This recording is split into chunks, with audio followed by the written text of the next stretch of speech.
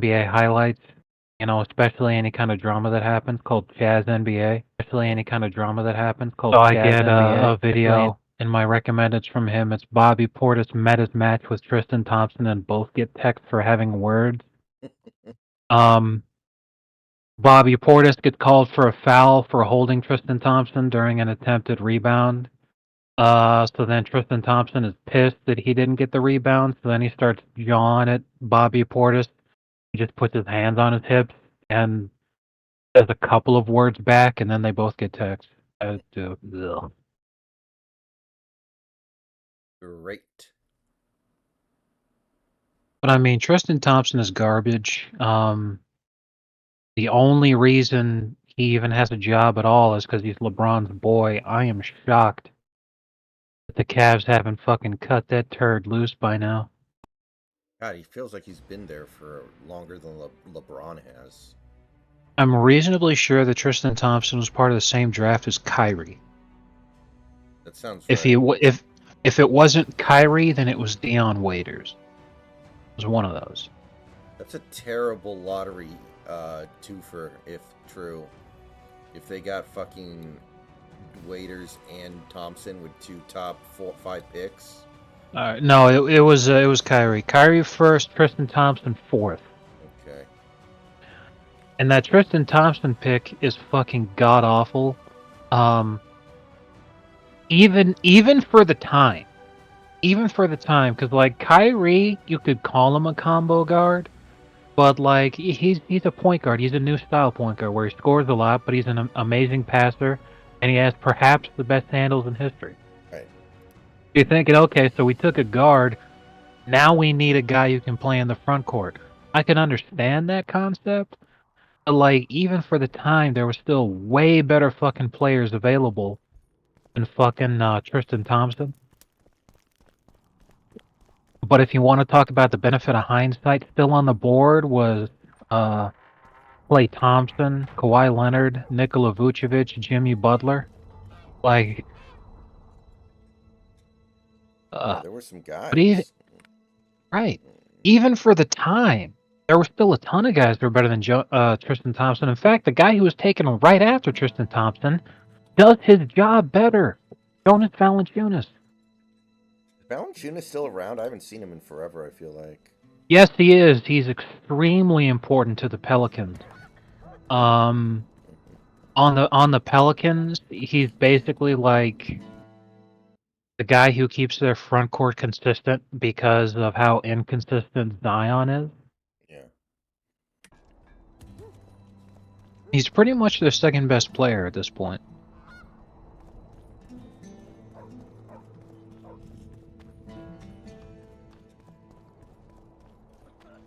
So, you know it's over. I'm on my way to the recruiting station. Like, even if they just wanted a guy in the front court, it's like, dude, the guy that's taken right after Tristan was better.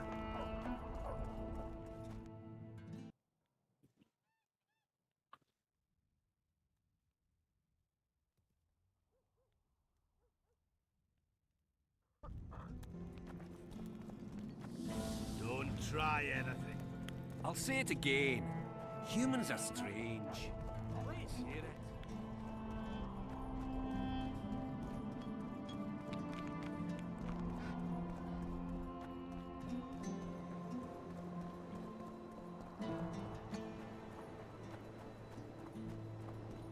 So, how are you doing tonight?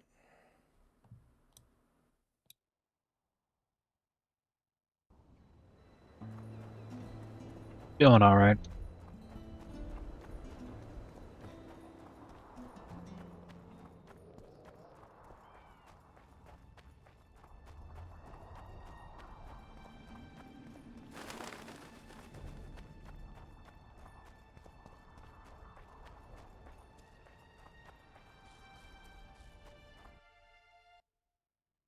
Let's see here.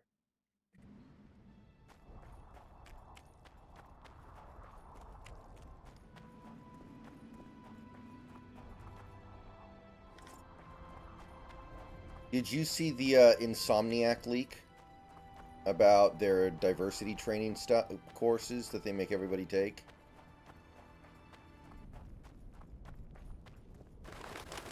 Oh, I haven't. I gotta see this. Wait, hold on one second here.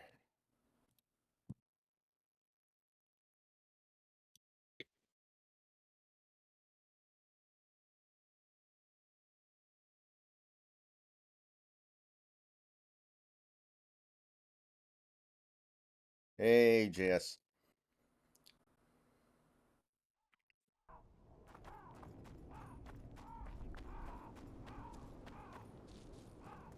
I never watched The Office. I wouldn't know anything about that.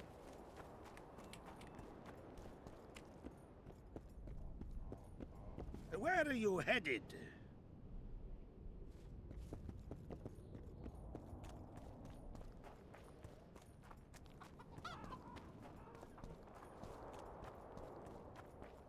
Have you heard about the controversy with a Vietnam veteran on a military tour got fired for speaking the truth?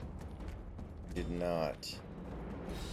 What happened was he said at the tour he's a Vietnam veteran and he's been working at this military museum as a tour guide for the last 40 years.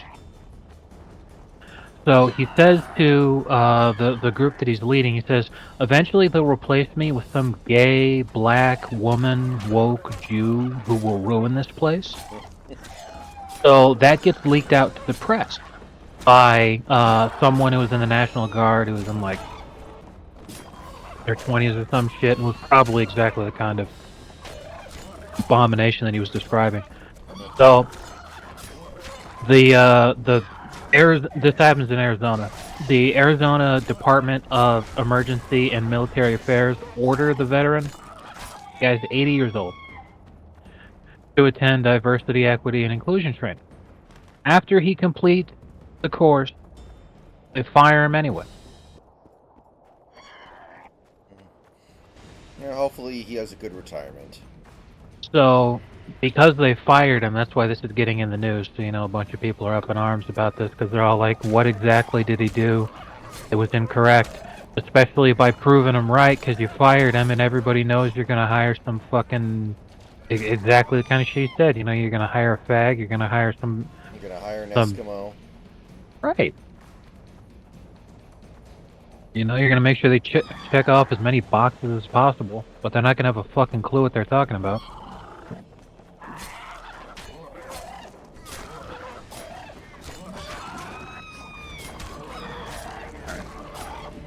I'm reading this thing that you posted now.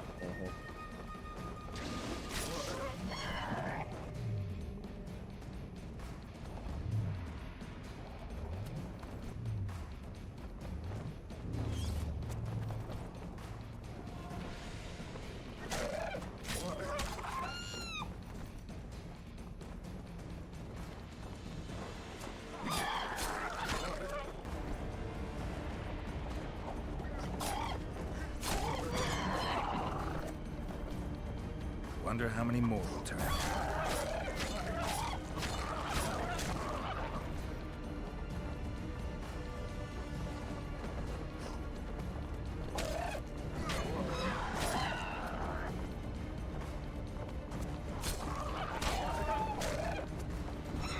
Medallion's telling me something.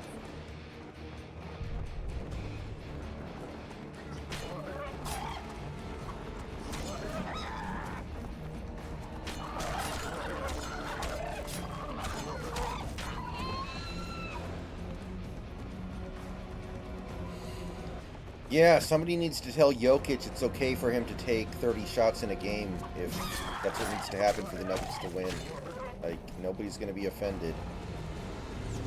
Well, he definitely knows that, because do you remember that was the big meme in the finals last year in the one game that Miami won? They were like, yeah, he's Spoelstra is a genius of a coach. He's doing exactly what you gotta do, turn Jokic into a scorer. And then Jokic averaged like 40 points a game. And then the Nuggets win in 5.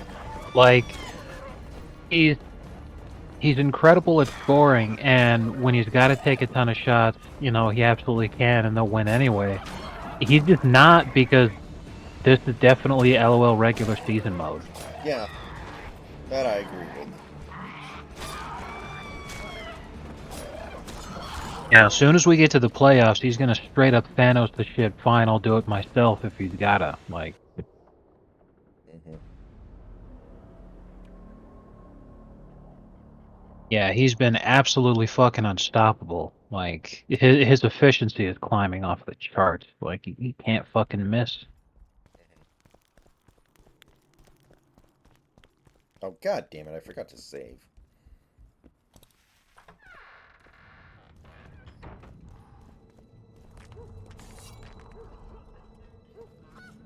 God bless the United States. Reading this thing is fucked up, man. Like, it truly feels like it would be hell on earth to me to have to work for a company like this. And this is another thing, like, I'll never be able to forget, you know, working in the video games industry is not a good idea for anybody. I'll never forget the story that an older friend of mine was telling me. When he was already succeeding in life, you know, as a software engineer, but he was looking for another job. It was the only time in his life that he considered working working as a video game developer, because it was the job posting was available. He never answered one for a video game company before. So he shows up and they're doing like group interviews and all this. So then the guy who's hosting the interviews, he's like, "All right, I'm gonna take everybody out to lunch." So like everybody packs into this dude's beaten up fucking rundown Honda, and then they drive over to Burger King. And my buddy's all like, "Yeah, that's when I realized that you know, I was definitely doing the wrong thing there, because you know, I showed up in my cherry red Porsche." And I'm all like, you should never take a job where the guy who would be supervising you is doing significantly worse off than you are, was his point. And I'm not sure if I 100% agree with that all the time, but I saw what his point was. However, I think of that story in addition to all the other things that I've read about what life is like for people who work in the video games industry, which is you work extremely long hours all the time. You're never getting paid anything resembling what you deserve, and you're getting shit on constantly. The working conditions are just dog shit, and the pay is never what it ought to be, because for a lot of people, that's their dream. You know, because they grew up as gamers and they wanted to make games. They're like, "Oh man, blah blah blah." There's always going to be a fresh batch of new employees. So if you ever gripe and you ever say, "Man, this fucking sucks, I don't want to be here," then they say, "Okay." And then they just replace you with somebody who'd work for half as much. And we all know that they're not concerned about the dip in employee quality. Because look at what the fuck they've been doing for years, you know? This shit with Insomniac, they obviously don't care about employee quality. You know, I'm flipping through this video clip here that they posted, the instructional lecture video about what to be doing here, because I'm not going to watch the whole thing. And I'm like, literally every single character is no beast black person. What the fuck?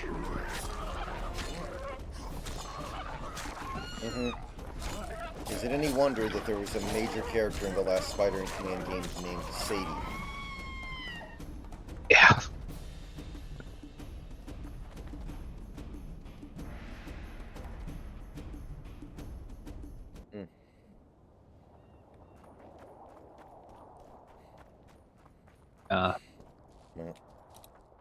Definitely the best ChatGPT story that I got him to write, that Michael Richards got the key to the city for his Laugh Factory incident. I'm really surprised you were able to get that out of it. Medallion's vibrating. It almost seems finicky to where, like, some days the exact same thing that used to be fine will come out, and then other days not. Then other times it'll think that it's okay to answer your question because your question was sincere and it's trying to help. But then it also will be like, by the way, we're worried this might violate our content policies, and like the whole thing is in red text or some shit.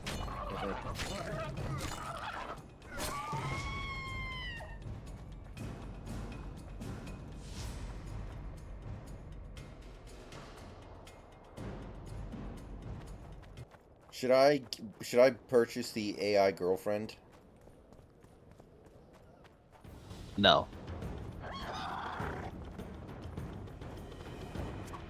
All you gotta do is wait a little bit longer, and AI girlfriends will eventually be free. Scoot was 3 rebounds away from a triple-double. I guess he wasn't a bust after playing like 8 games and getting hurt. Well, you know what it is, man. You know, you get drafted by Portland, and it's just a matter of time until you get an injury.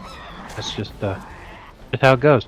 Now, let's imagine that Portland did get the first picks, and then they took Wembanyama, who is a bust. With his build, he'd have gotten injured in the first game, and then he probably wouldn't have played for the next 3 years.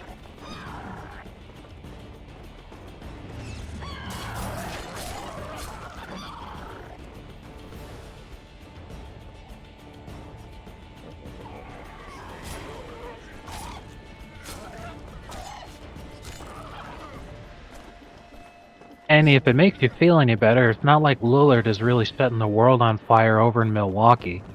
Yeah. In fact, Giannis is having to work harder than ever. But This never would have happened if Budenholzer was still alive. I completely agree. I cannot understand how in the fuck. Like, it made 0 sense to me when it happened. Like, you can even check in the Discord, because I was curious the other day when the Pistons tied the Cavs record for the longest losing streak in a single season. You know, obviously they've since broken it, but I was looking it up way back when. The day that fucking Monty signs that contract, we're all talking about how it's an awful contract, and I'm sitting here like, why the fuck are people giving Monty this much money to inevitably suck? Meanwhile, Budenholzer doesn't have a job right now. And I said at the time, I'd understand it if he like took a year off because his brother tragically passed away during the playoffs. And you know, you could definitely use that as an excuse because it happened during the series against Miami. And he just did his best to hold on through it. So then the news comes out like a couple of days before Milwaukee fires him. Made them look like shitbags. So I'm like, I can understand if he takes a year off, you know, for bereavement, but he's still the hottest coaching free agent out there. Like, how the hell are people paying Monty Williams a record-breaking amount of money and then Budenholzer doesn't have a job? That's just nuts.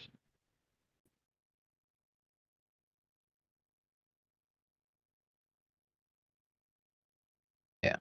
Oh, actually, it looks like you can do the AI girlfriend stuff for free, but I'm assuming there's some functionality behind a paywall.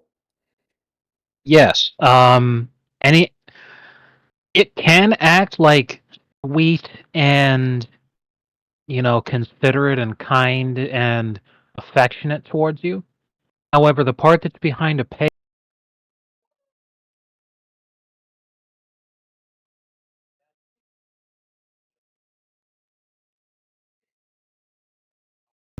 and it's like, oh, hey, sweetheart, how can I make you happy today?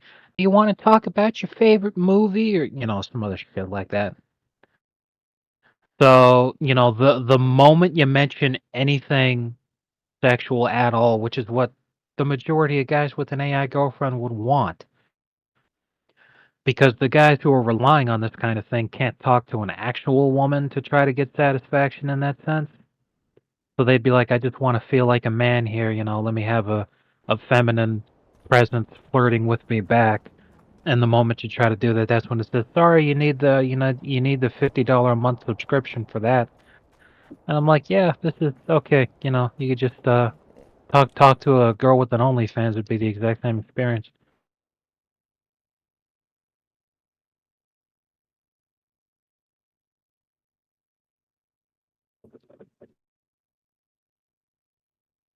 This Romanian basketball player that's 7'7", 190 pounds. A stiff breeze would knock him over. What the fuck?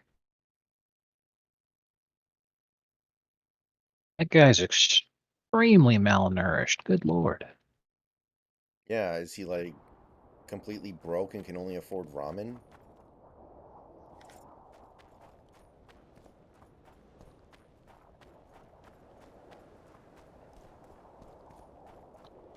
Bruh.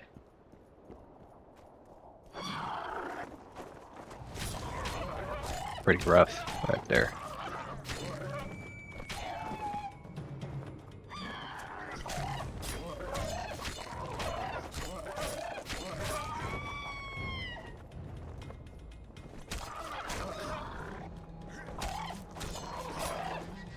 $25. Oh no. He's growing before our very eyes. By tomorrow, he'll be 500 pounds. Yeah, he's like Godzilla in Shin Godzilla.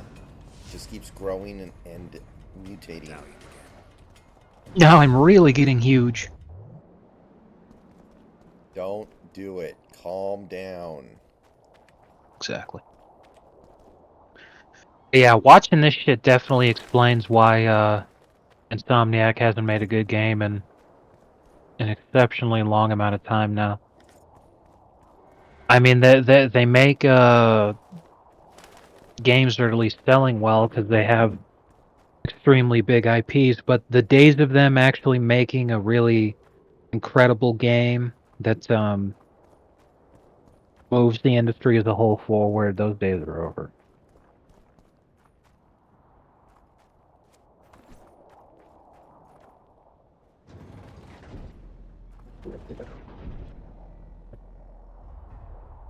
I'm excited for the next Ratchet and Clank game, though. Those are fire. They'll probably fuck it up. Their entire staff is just a bunch of obese black people with moldy dreadlocks. I don't fucking get it.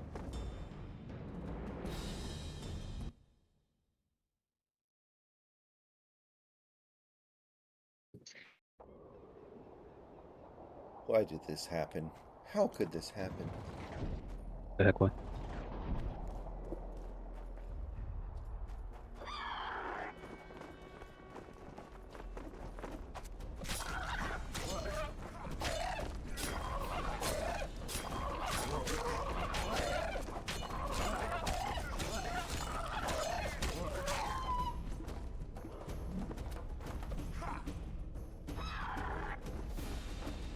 Take that.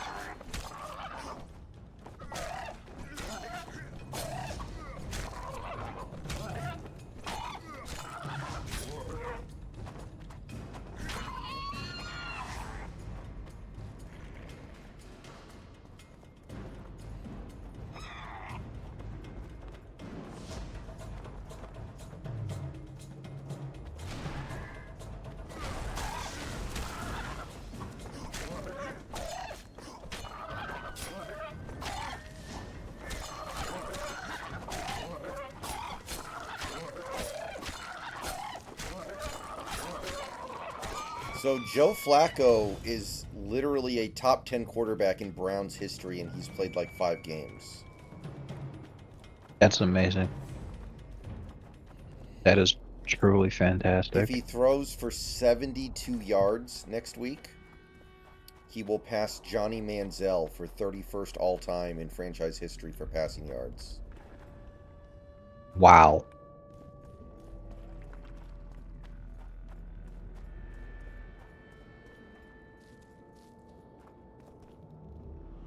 You know, if he plays at this level and he does it for at least 2 more seasons, I don't think any of us would have a problem with saying that Flacco ended up being the best quarterback in the history of the Browns. At which point it would be utterly fucking hilarious to approach Ravens fans and be like, could you imagine if I told you back in 2012 that Joe Flacco would go on to be one of the best quarterbacks that the Browns have ever had?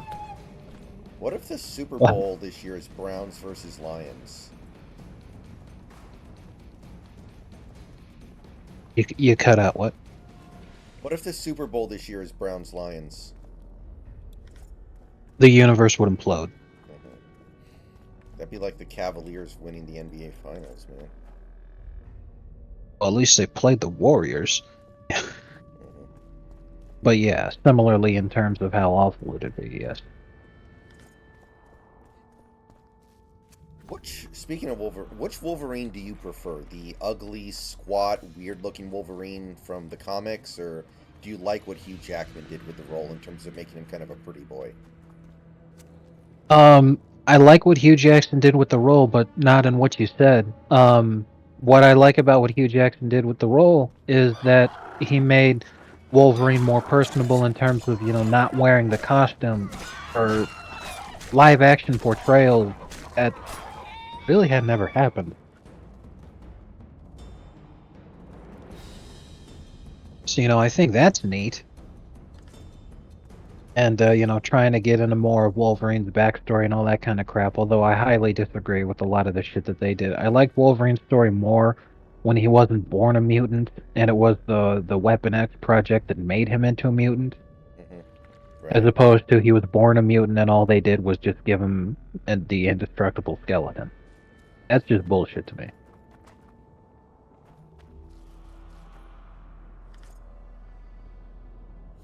Yeah.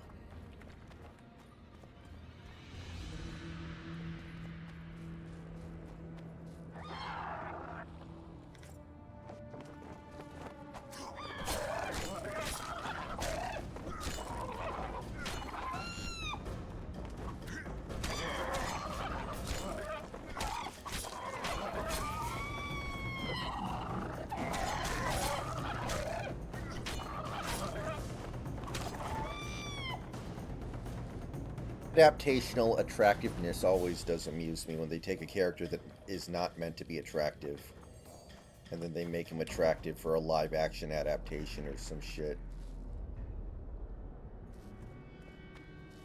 Yeah, that's the one thing though, is that Wolverine is designed to be a manlet. That's why his name is Wolverine, because there are equally vicious creatures that are much larger than Wolverine, but Wolverine's is small. That was the whole meme, is that Wolverine himself was a manlet.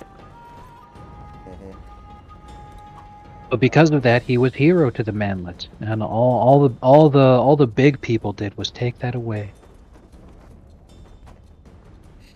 What if they made Danny DeVito play Wolverine in the live action? That would have been fantastic. Damn, you're ugly.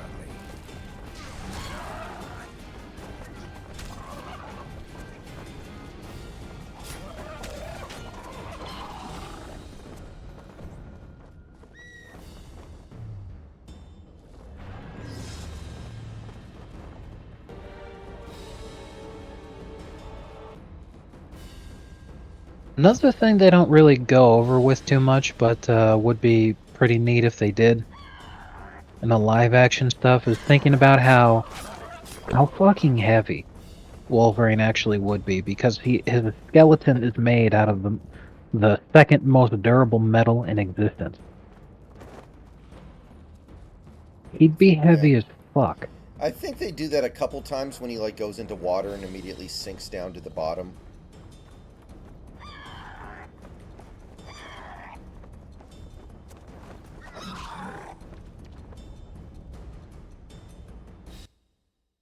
I'm grinding in Fishing Planet right now, looking on video. I found, because at least, I'm not sure what your level is and all that shit, have been doing the walleye thing enough to where I need to find a new location to grind XP and money at, so I saw online where the new location is, so I just gotta get there. Alright. I need like 50 grand to afford everything. That's not travel cost, that's the new equipment I would need for fishing in that location. Sounds good to me.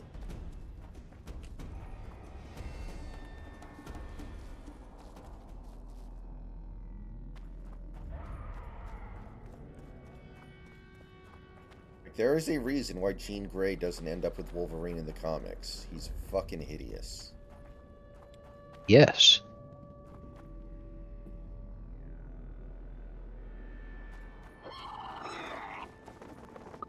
Yeah.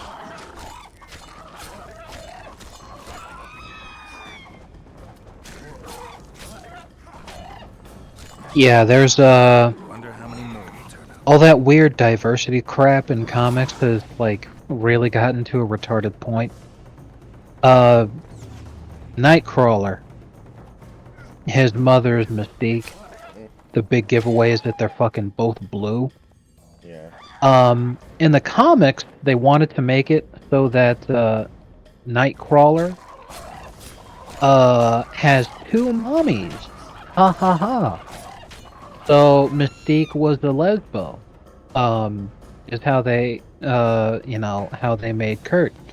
Here's the problem. Mystique's the one who gave birth. Yeah, she can change form, but the other lady wasn't pregnant. Fuck is he blue? You know, if Maybe she like reproduced asexually. that's the only fucking explanation. But if that's the case, why the fuck do they need to be in any kind of a relationship at all? It's just the haha. Now they're gay. I'm like, you realize gay people are like at most 1% of the population, and yet every single fucking comic book character has to be gay now.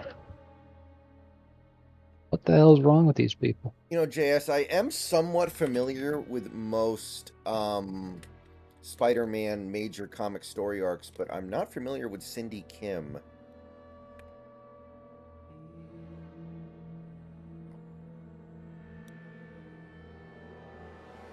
What do you mean, Cindy Moon? No, he meant Syndicate. He's referring to the Syndicate. That's it. All makes sense now.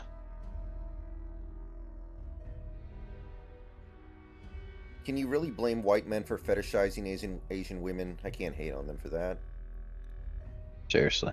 Like, I get it. Like, Right, exactly. The only negative about it is that eventually enough Asian people would be mixed race that there wouldn't be any actual pure Asians left for white men to then fetishize. However, I think we can all agree that Asian women fetishize white men way more than the reverse. oh yeah. Like, I mean, it's so bad that Christianity came to Japan during the Sengoku Jidai, that whole fucking thing, the big all the different samurai fighting against each other, the golden age of the samurai kind of shit. So Christianity comes to Japan from Dutch and Portuguese traders who came over, and they were trading gunpowder weapons in exchange for, hey, we'll give you more if you convert to Christianity because we're trying to break Christianity over here. So the leader of the Dutch expedition, he's not considered like a divisive or negative figure in Japanese history at all. The leader of the Dutch expedition had a painting made. Well, I shouldn't say in that sense. There was a painting made of him. He didn't commission it, but there was a painting made of him fucking a Japanese lady and blowing loads in a Japanese lady. And it's one of the most famous paintings in Japanese history. And Japanese people love the Dutch. So it's like this is the difference between Asian cultures and other cultures.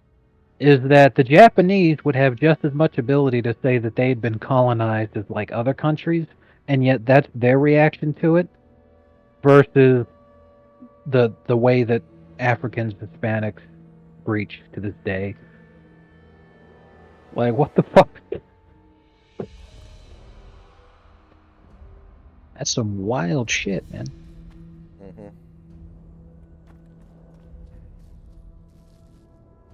I will say this, though. The Sam Raimi movies made me ship Peter Parker and Mary Jane, so any other woman that shows interest in Peter Parker is a villain that must be thwarted in my mind. I was very happy when Gwen Stacy died in Amazing Spider-Man 2. Yeah, and Amazing Spider-Man 2, especially the scene where she dies, was just so ridiculous that I can't take Gwen Stacy seriously, because anytime I think of Gwen Stacy, I just think of the spider web hand thing. But Yeah. I mean, by the way, I know that story arc is a very famous one. It's not just from Amazing Spider-Man. It's from the night Gwen Stacy died. It's yeah, from the yeah, right, cartoon, etc., etc. I think it was in the cartoon. right. Yeah, there's a lot in it, but it's I get what you're saying. You know, is that you grew up with the Raimi Spider-Man films, so in your mind, that's he should be with Mary Jane, and it just feels weird when they do the Gwen Stacy stuff. Hmm. Especially recently, where they've been trying to say that Gwen Stacy's trans. Oh god.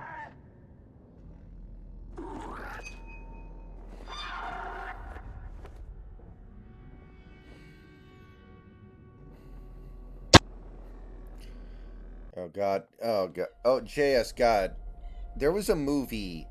I'm trying to remember what movie it was that Skip Bayless reviewed on Twitter one time, way back in the day. You know where. And I was like, dude, first of all, stay in your lane, and second of all, Heavy. I think it was like an How am Adam I supposed to Sandler movie. carry I was it like, through the dude, forest? stop. I won't Stop be trying able to to take draw my this sword. Adam Sandler movie Go on, seriously. In common clothes. Was it Jack and Jill? It might have been. I don't fucking know. You're bringing the witch some sausages. No. See it The only Adam Sandler movie It that's come stinks out of within the vinegar. last like 20 years that I can even Bloody thick understand stuff. people Go on. taking Quick, seriously, like you said, there is the Grown Ups movies. Yeah, I can't remember what movie it was. Wait, did the Celtics lose tonight? That didn't make sense. Because I know they almost lost last night. Did they actually lose tonight? I wasn't paying attention.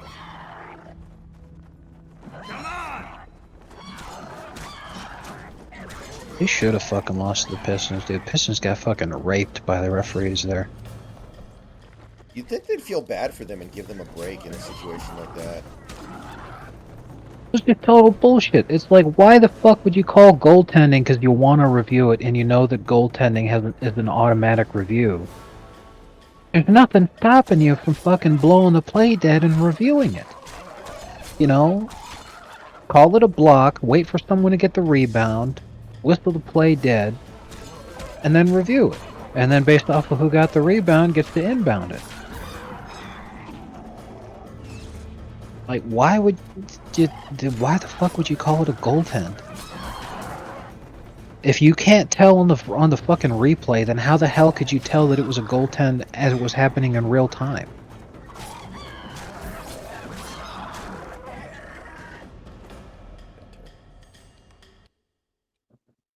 Total bullshit.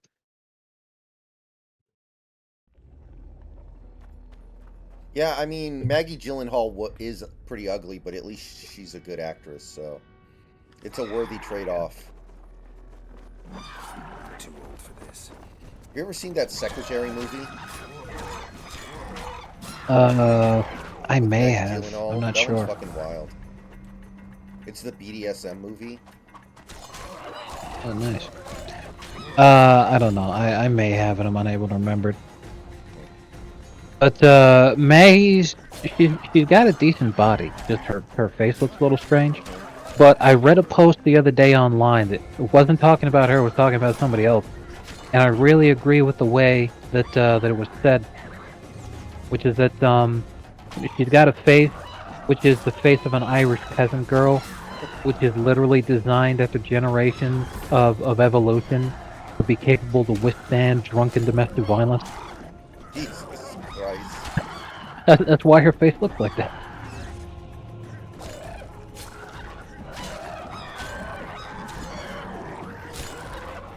She's related to one of the most handsome men in Hollywood. That's kind of interesting. I don't know if I go that far. No, Jake Gyllenhaal's awesome. Oh, I thought you were referring to Tom Gyllenhaal. Yeah, Uncut Gems, JS. Yeah, that movie's good. Holy shit, I'm gonna come. Oh man. If only that movie performed better, Kevin Garnett wouldn't need to fucking do all these horrible podcasts to try to scrape by and get money now. AG is actually an excellent example of the kind of shit. Like, the reason Charles Barkley isn't in the NBA 2K games is because he's a huge proponent of the NBA Retired Players Association. Yeah. And he says, I want you to donate, part of your proceeds to the Retired Players Association. So until you do that, I don't want you using my likeness. And it's because there are plenty of guys who are absolute fucking legends who are doing just fine for themselves to this day. And then there are plenty of guys who are absolute fucking legends who aren't. And they need some help because they were fucking dumbasses who can barely fucking read and just happen to be insanely athletically gifted, and so they were one of the best basketball players ever, but they're total fucking retards who've ruined their lives financially. AG is a great example of that.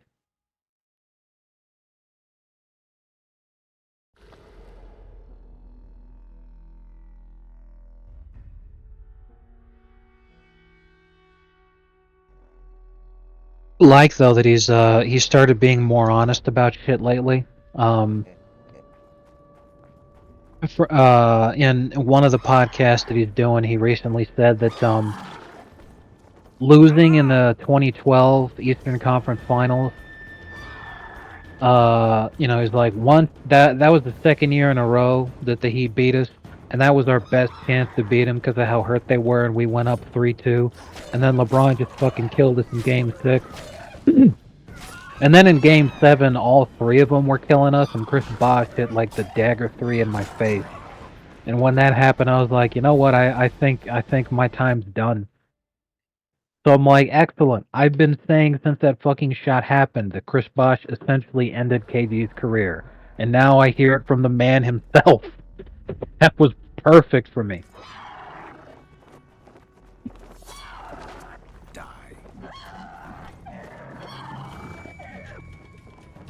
So yeah, that was a huge dub for Old Snacks. Yeah, usually KG never says anything nice about LeBron. That's actually kind of wild that he would actually come out and say that. Well, to be fair, while he was going on, he was saying shit like, LeBron had to go team up in order to beat us. That's the difference between him and Pierce, is that Pierce says LeBron had to team up in order to beat me. KG says LeBron had to team up in order to beat us. Yeah. But he still does the whole fucking like they weren't the ones who teamed up first. Yeah. I don't know, it's a very weird argument. Like, yeah, you beat him a couple times when his like teammates were 40-year-old Shaq and Jamario Moon. Like, it's not that impressive, bro. His best teammate in 2008 was Delonte West.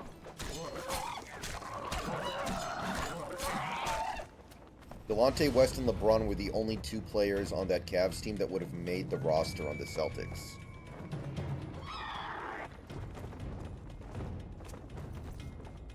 I'm catching up on chat a little bit. JS says it's actually wild how much other Asians hate the Japanese. Well, there's a very good reason for that. It's because Japan was basically the bad guy of that area. They were the Germany of that area. They basically kicked everyone's ass, and at one point or another in history throughout that region, Japan owned the fucking place.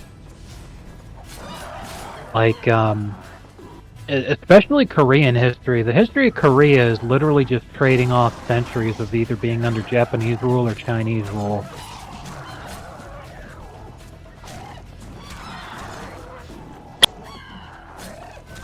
The Chinese absolutely despised the Japanese because of stuff like, the rape of Nanking. Lots and lots of war crimes committed by the Japanese throughout history.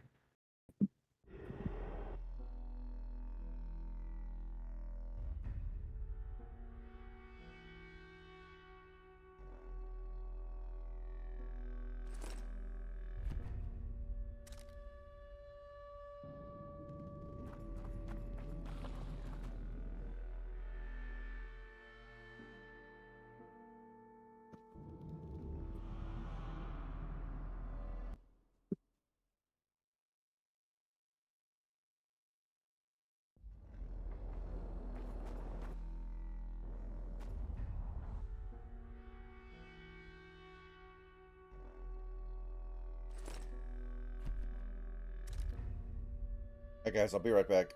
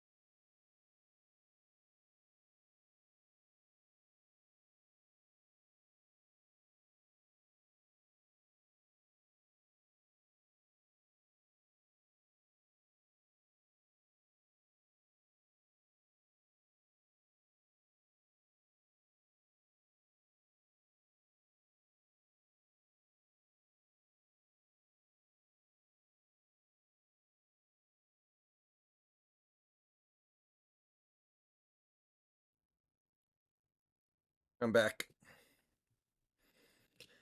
Scarecrow Bar, my New Year's resolution was to get a better handle on my financial situation, but I already did it, and it's not New Year's yet, so I guess not.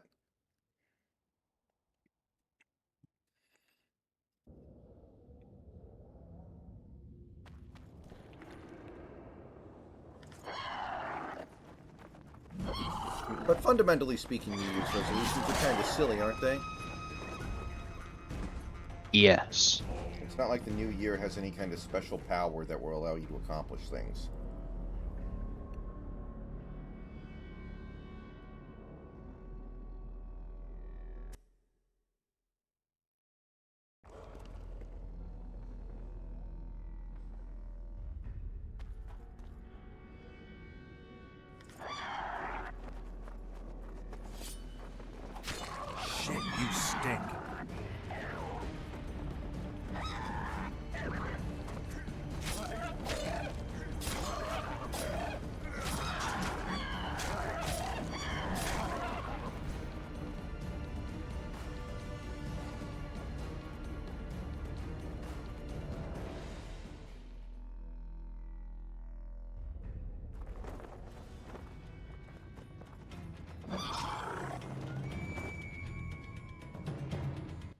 This bleed effect is killing me.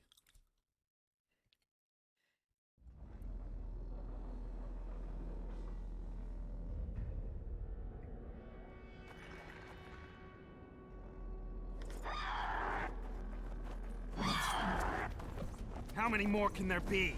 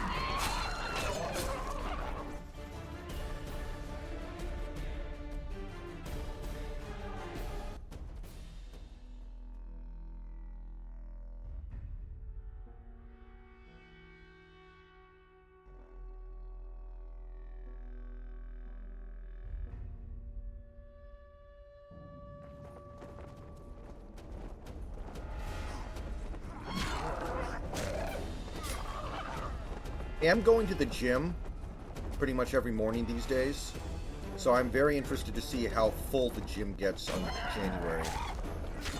For like a month, maybe.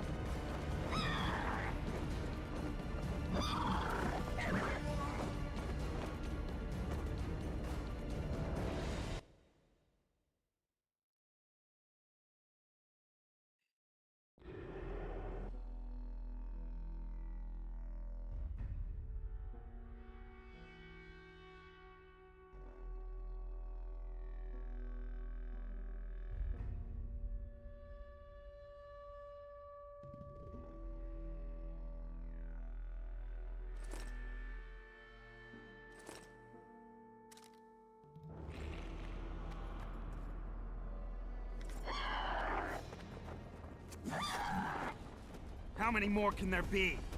I agree.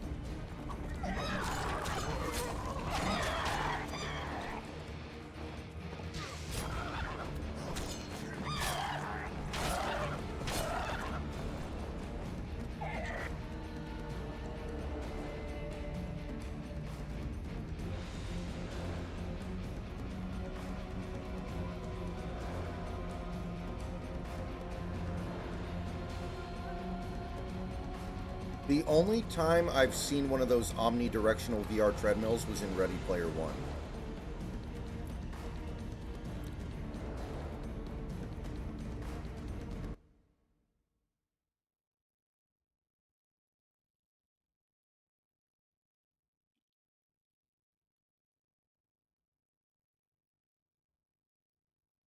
I've never seen anybody at my gym vlogging themselves or doing like selfie shit.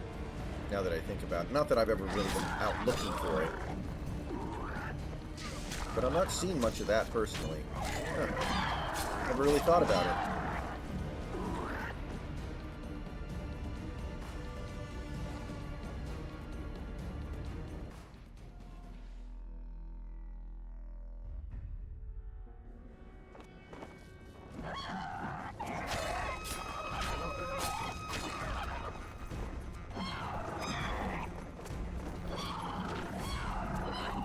Jesus Christ, I can't get through. There are too fucking many of them.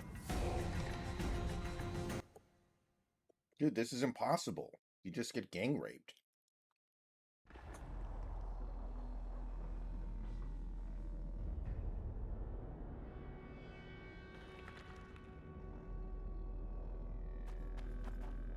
Go. Okay.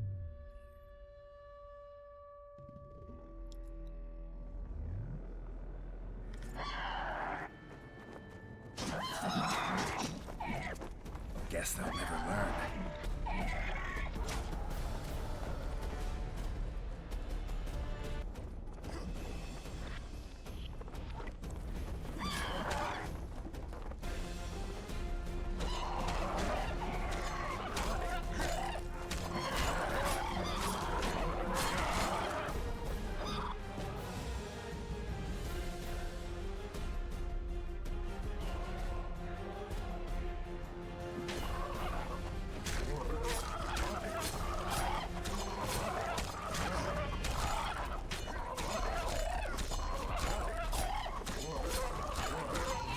You fucking doucher. I hate. God damn it. Okay, I think Axie is my way out of this, though. I think that's going to work.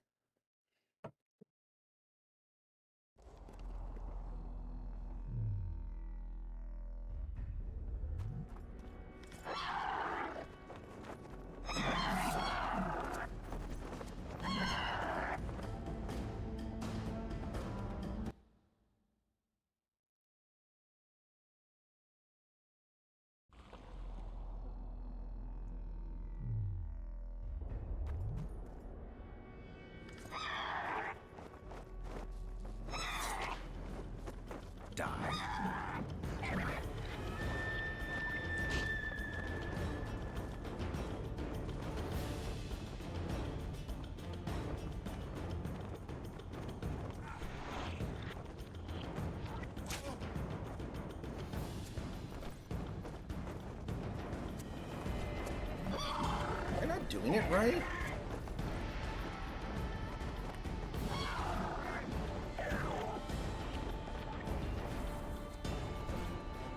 Okay, I think that worked.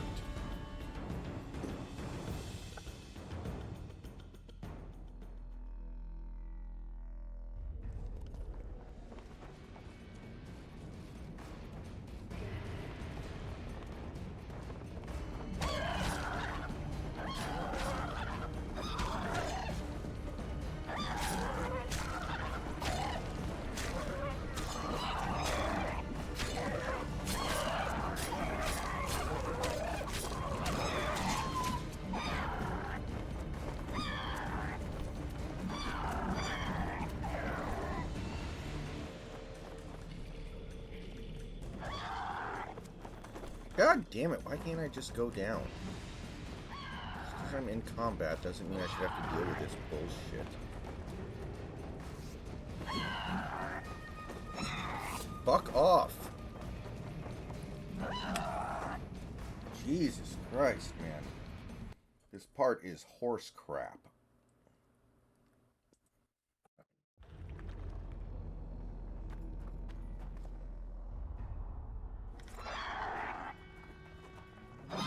Guess they'll never learn.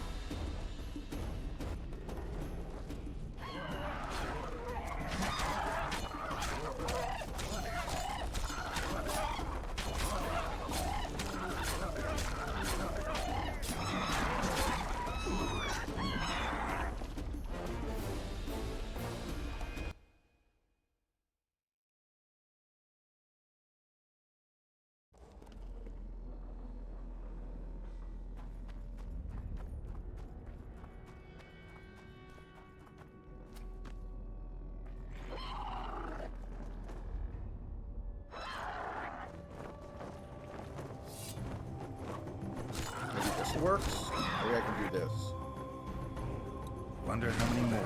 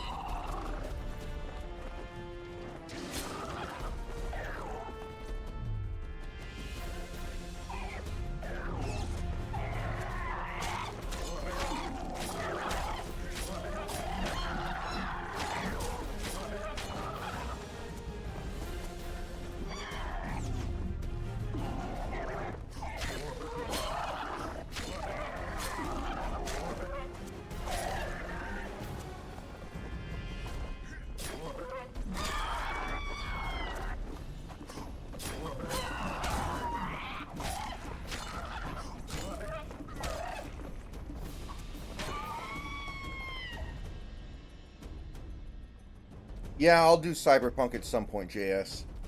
But, I don't know. I'm still not in any real hurry.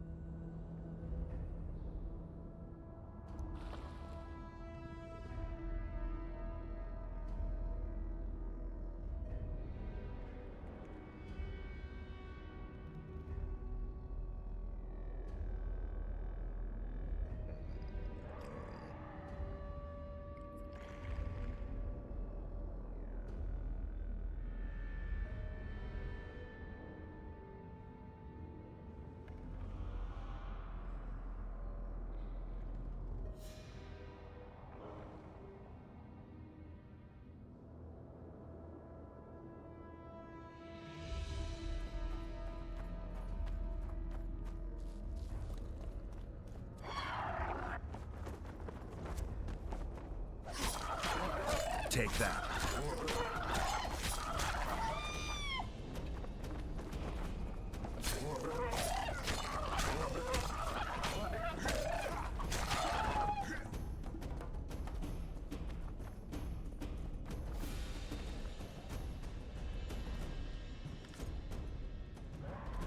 Alright, let's see here.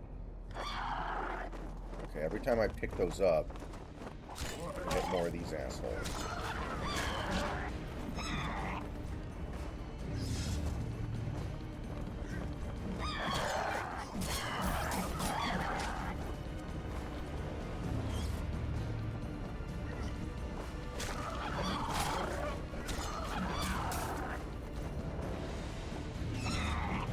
Buy that for $1.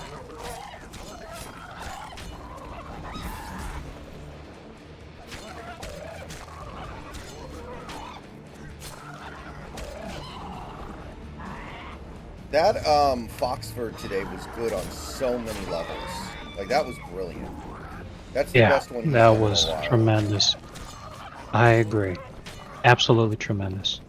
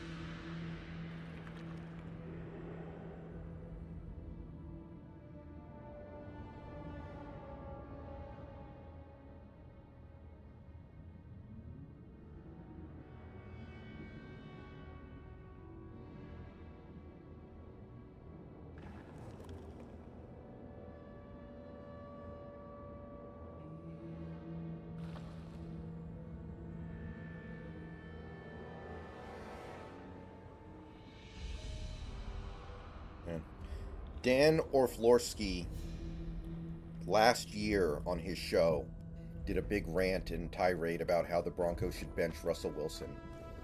And then 2 days ago, the Broncos did bench Russell Wilson. And he proceeded to go back on his same show and rant and rave about how Sean Payton is a jackass for doing it. Make it make sense. Make it make sense.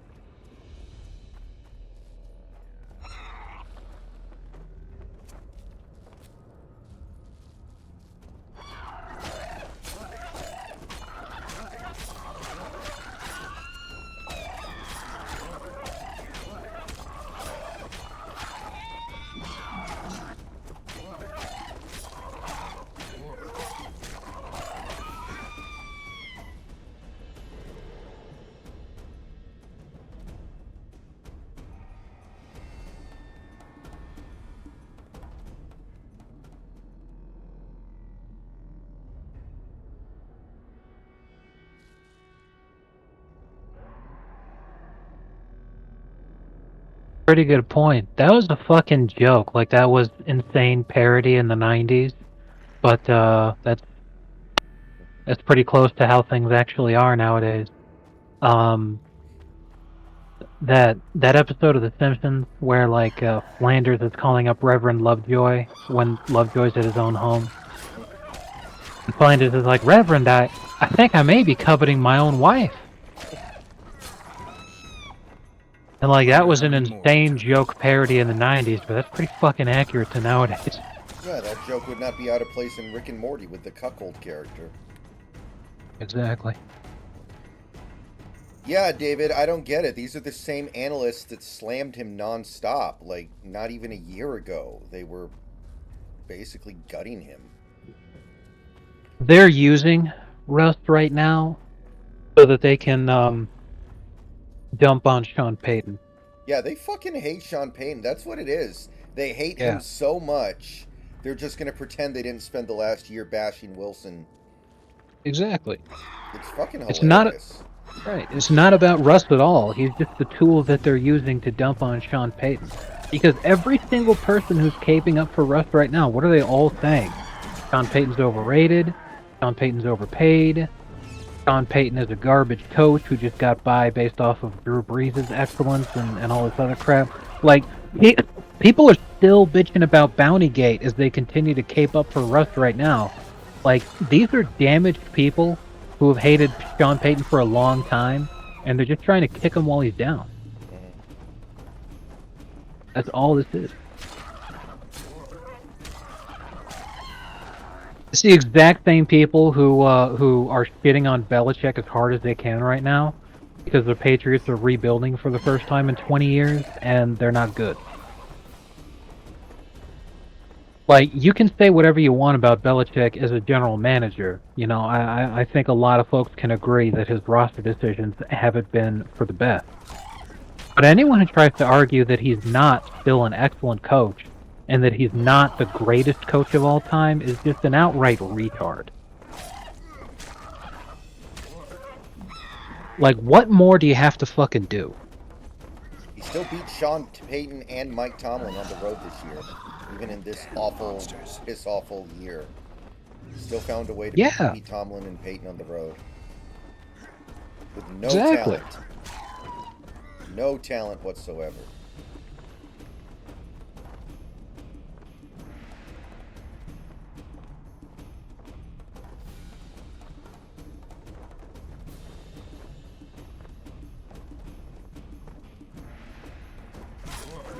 Yeah, all of this, none of it has to do with Russell Wilson, you know?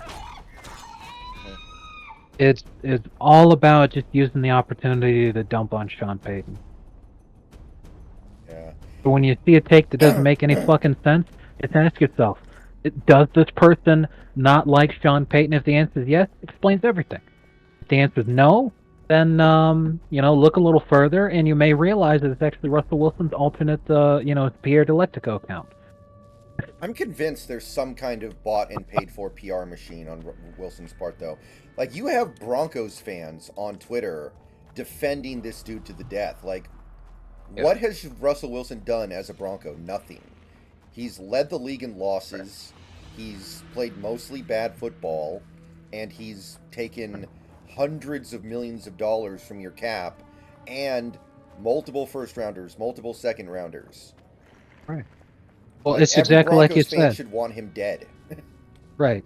It's just like you said. It's a PR machine that's, these people have been bought and paid for. And I can tell you where it's all coming from. It's from Future, because everyone knows if Russ leaves the Broncos, he's going to Atlanta, and Future just doesn't want that. He's like, I can't handle that right now. I've already had Ciara. That shit's old news. I don't want it again. Get her out of here.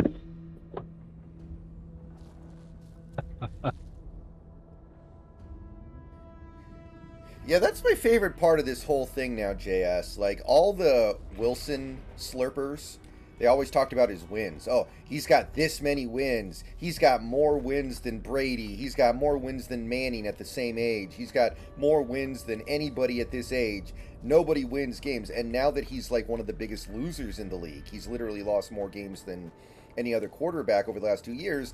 Those same exact people are now like, oh, well, the Broncos suck, man. That's not his. That's all because the Broncos suck. That doesn't matter. It's like, bite me? Right, it's because Sean Payton is overrated, not Russell Wilson. Yeah, I mean, Sean Payton wasn't even there last year, and he went 4-11. Right. I mean, everything you need to know about who's really responsible for this, it's like I said, after the 70-point game against the Dolphins, the Broncos transformed their defense. But their offense is pretty much exactly the same. Well, who made the defensive changes? Sean Payton and the coaching staff. Who kept the offense exactly the same? Russell Wilson.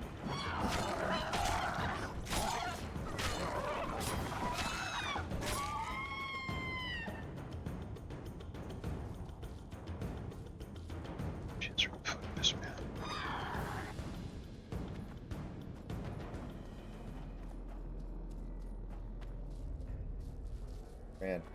So, if the Falcons sign him, does Future start doing halftime shows for Falcons games?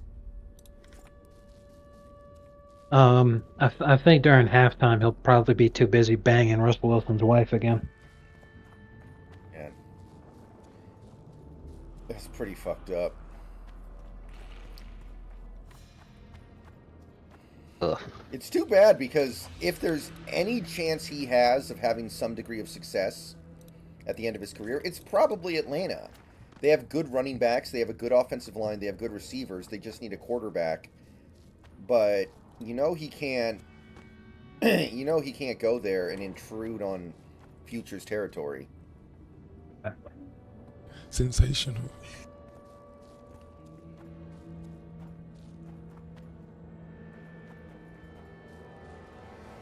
I feel like Atlanta's going to fire Arthur Smith, though, and that makes it not such a good fit because a young coach won't want to do the Russ thing. I think he needs, like, a veteran coach who's trying to save his job.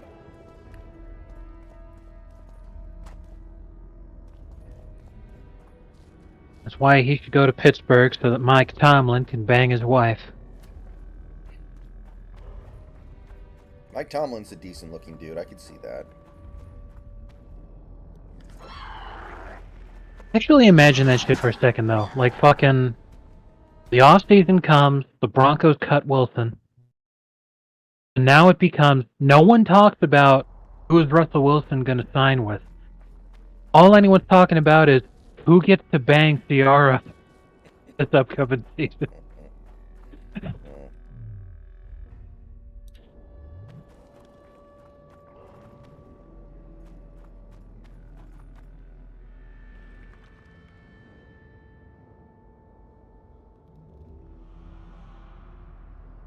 I think the Raider... Like, if he goes to a team like Pittsburgh, he's seriously going to get sacked like 90 times. Their offensive line is not good.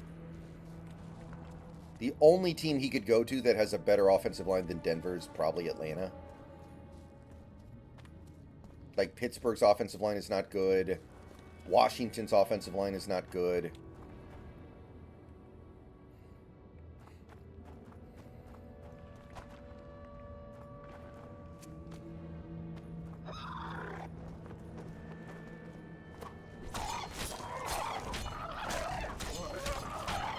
You gotta say though, he maybe can't.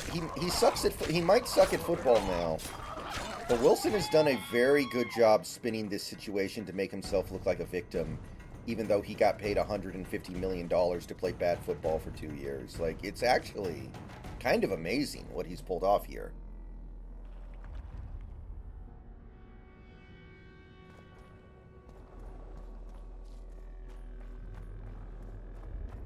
Like, if he really wanted to stay in Denver, he could just say, I'll rip up my contract and we can make a new one.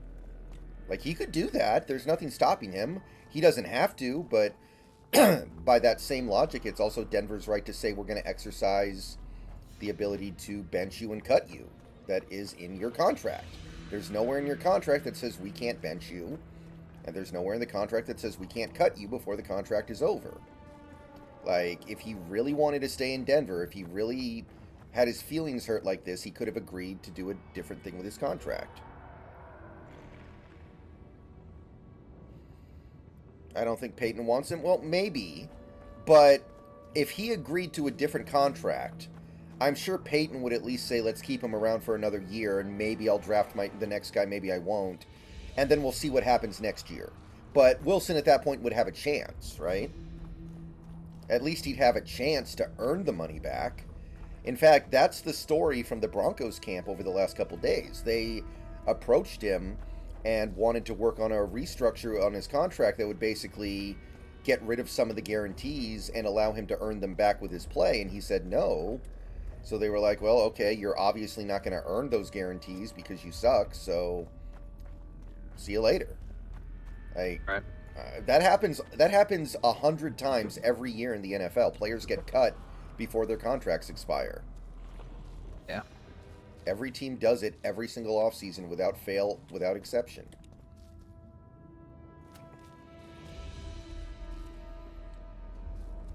Well, Has it been... go ahead. What? No, I was just gonna going to say...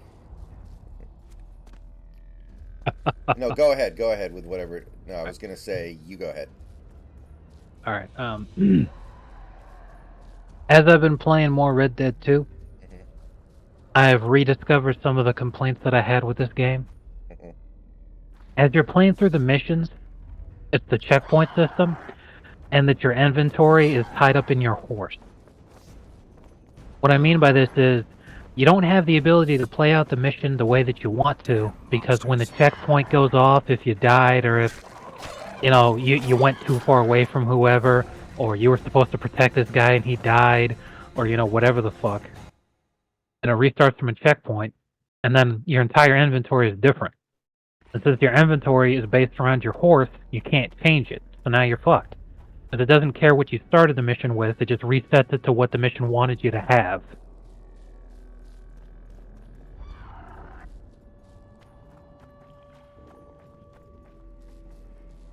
Yeah. Been with me? And then I get hit with a checkpoint, and now I don't have my shotgun with me. Now I'm using the repeater rifle, which I didn't want to have with me. I didn't want to use that. You stink. And now I have that instead of my shotgun. What the fuck? Or I spent extra money in game so that I could have use the canvas bag hood as my disguise. Nope, now that's gone. It's not on my person anymore, and now I'm using my bandana. Like, dude, what the fuck? Like, this isn't what I wanted at all. Between that and the unskippable cutscenes that are disguised as gameplay, I'm sitting here like I actively fucking took my hands off my mouse and keyboard, and Arthur is still following whoever around on his horse as we're all going to the next mission objective point. I don't even need to push a button and they're just automatically following him. I'm like, the fucking game is playing itself. Like, it doesn't care what I want to do. Damn it. So if GTA 6 has a lot of components like that, then it's going to be a complete failure in my eyes. Because I Well, hate when I guess- games do this. I guess that's Now, what we all happens know. when you have a narrative-heavy game. Right. Which makes sense. But like, dude, what the fuck? Like, call that an actual cutscene that I can skip. And let me play the way that I want to play. I'm fine with the story. I'm fine with the cutscenes as they are. But like, when you're on your fucking umpteenth playthrough, do you really care about watching this fucking cutscene yet again? I don't. Now it's an unskippable cutscene, in the form of quote-unquote gameplay, as I just sit here and watch for 15 minutes as we slowly walk. Ugh. Bugs of crap. Did you guys feel the RDR2 epilogue was necessary? I mean, it definitely wasn't necessary. It's the world's longest epilogue, but I liked it. I didn't have a problem with it. There's no way it was necessary to have an epilogue that long.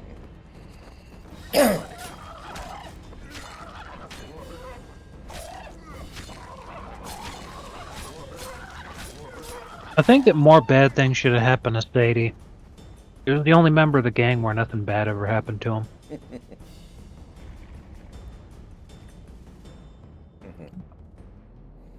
Yeah. Well, oh yeah. Like, also, seriously, the only bad shit that happens to her is right when you first meet her. And then after that, nothing bad ever happens to her again.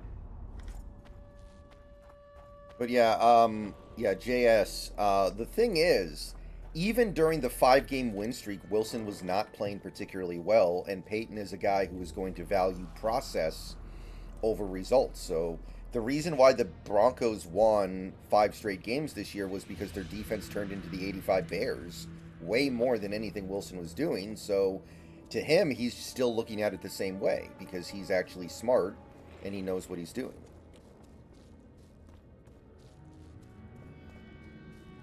He didn't get caught up in some 5-game winning streak that was not sustainable and proved that it wasn't sustainable because as soon as it was over, they went back to being a pretty bad team.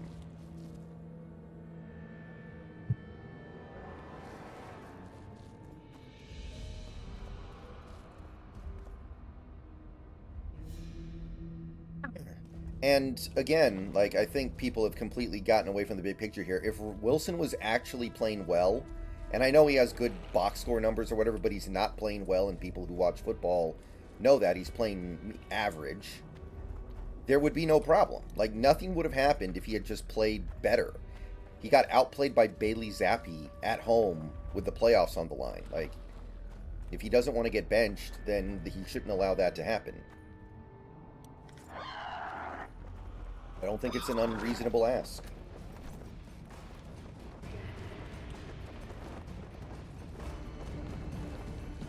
My favorite part of his interview today was when he said, you know, I came to Denver to win championships, and I still plan on doing that.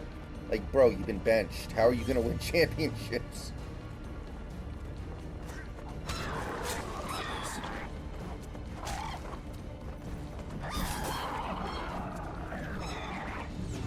You're going to win the Cornhole Championship on Saturday night? Like, what the fuck?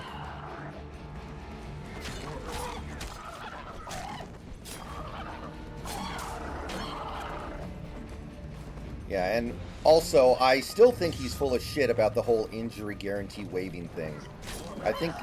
I'm very interested to see if the NFLPA is going to step in and say whether or not that actually happened. But I kind of think he's full of shit.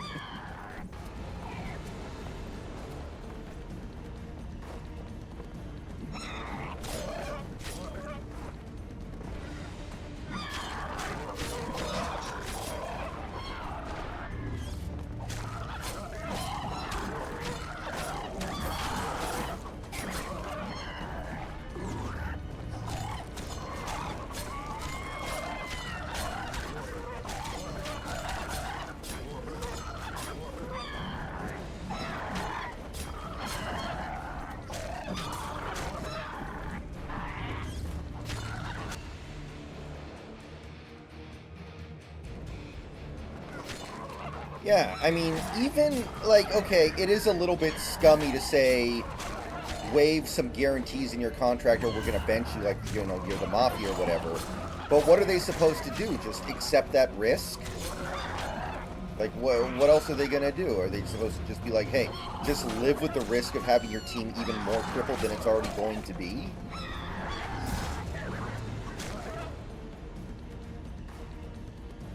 Yeah, Beta, that's what they're saying. That's what the Broncos have said. The truth is probably somewhere in the middle. There are spells in this game, and I'm assuming some of them are AoE, but all I have right now are single target, I think.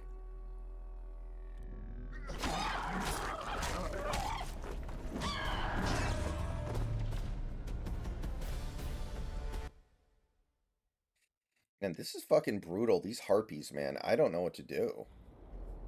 I'm getting my fucking ass kicked, man.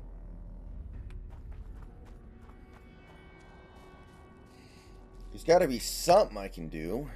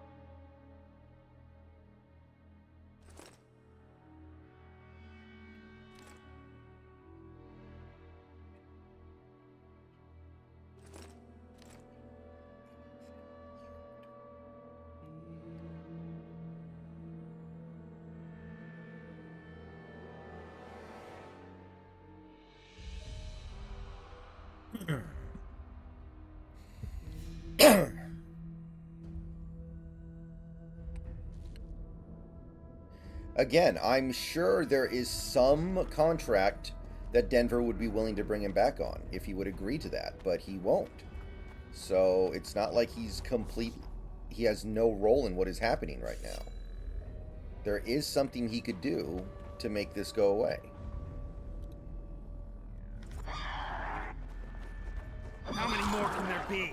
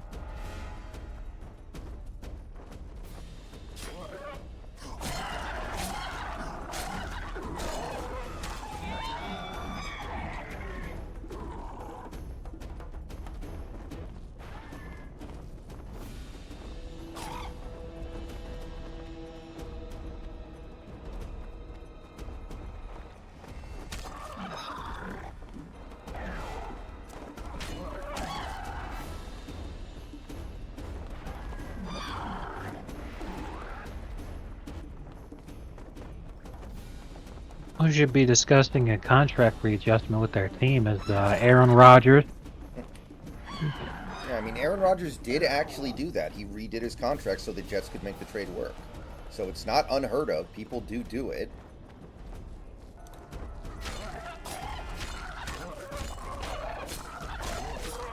Come on!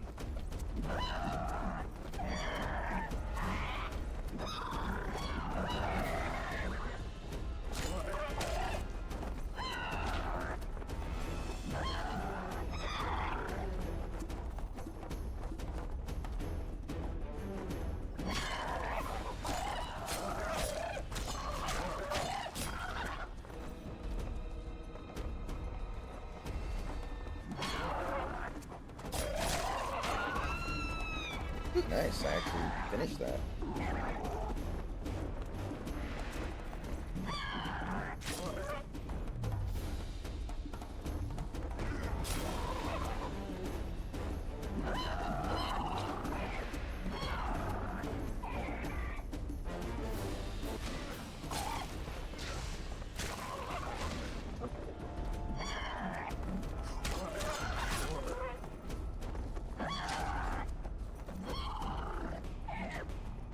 God, I hate that fucking dog.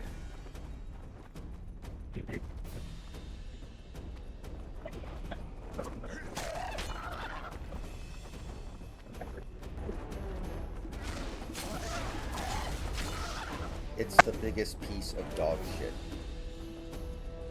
Yes. I made another one of those ranking meme videos. Probably put it up on the channel tomorrow. Nice. They actually do really well. I'm really happy with them and how they help. I finally figured out the point of YouTube Shorts.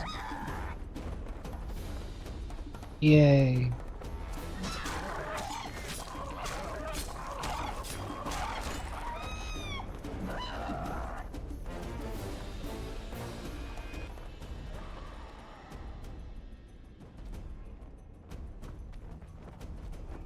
Guess they'll never learn.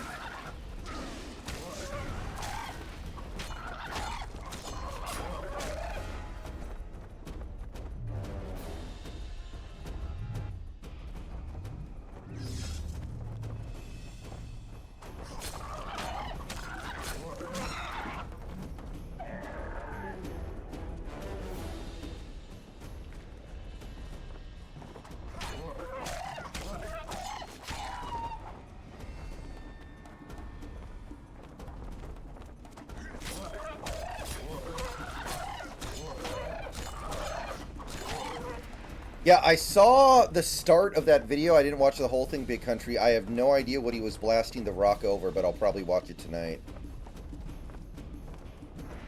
Okay, I'm watching the most recent one that you did, ranking the 2012 draft picks with me. Mhm. And you did Russell Wilson, and that's what I'm talking about. That's why he's the MVP. That's Yeah. why he's the GOAT. What you should have done, considering the context of everything, have it be exactly that, except the second time he says the GOAT, it just goes the dog shit. I mean, I had to keep it real for that one. That's, I mean, obviously I it's a joking know. video, but getting a 10-year franchise quarterback out of the third round is amazing.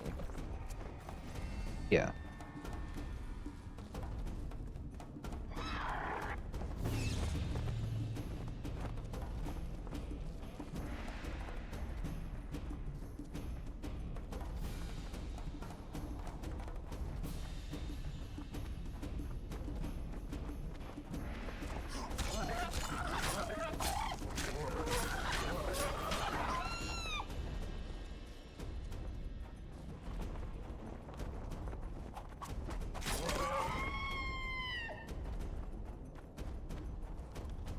Thinking about that guy on YouTube, I can't remember his name. If Santi is still in the chat, he might remember, but that guy who did a tier maker list of every woman he had ever dated.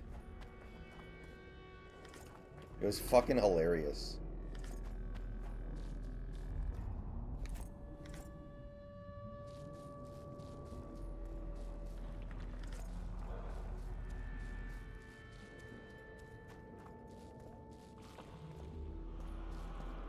Finally, we beat those fuckers. That took forever.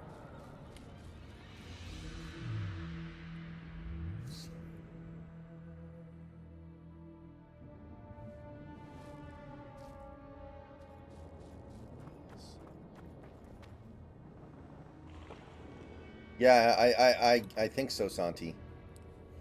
I don't know very much about him, but I did see that video where he was like tier maker ranking every woman he had ever dated.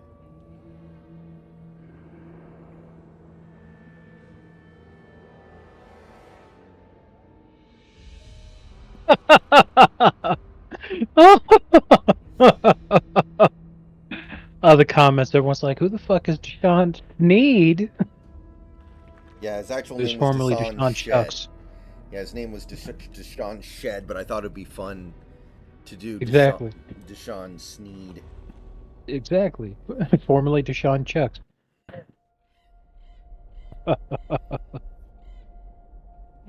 Got him. Sneed's feed and seed. The head of a king. Ladies Take the and ship. gentlemen, we You got know him. where. She'll give you coin and further orders. Heavy. How am I supposed to carry it through the forest? I won't be able to draw my sword. Yeah, JS, he has said that he doesn't have a script. Try to sneak through unnoticed, but if anyone asks, you're bringing the witch some sausages. You can see it a mile away, and it stinks of vinegar. I'll have to find a thick sack. Go on.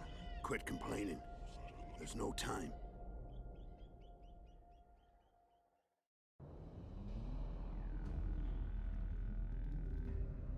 Deshaun Watson's dead cap hit would be so high that you physically could not roster 53 players at the league minimum salary if they cut him. Wow. By the gods, they're closer and closer. They'll not catch me. To the witch. They'll not find it there, over my dead body, Horsens. You'll never fathom Master Baltimore's secrets. It's not far now.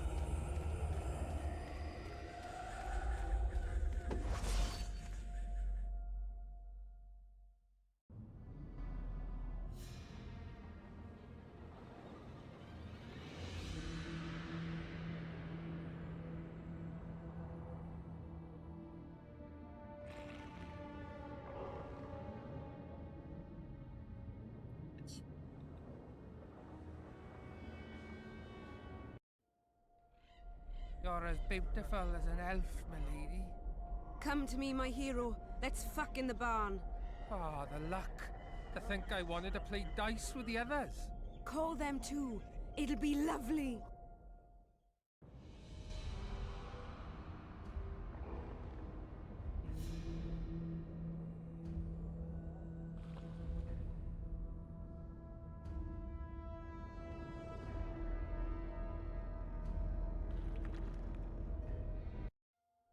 Yeah, they still gotta give it to DeMar Hamlin. The dude died on the fucking field. The dude literally died on the fucking football field. And is still playing football. He's gotta get it.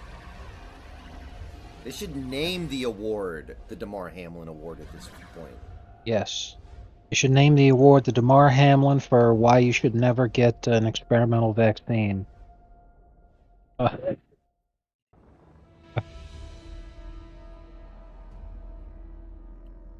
Or the DeMar Hamlin Award for greatest technological advancement in body doubling.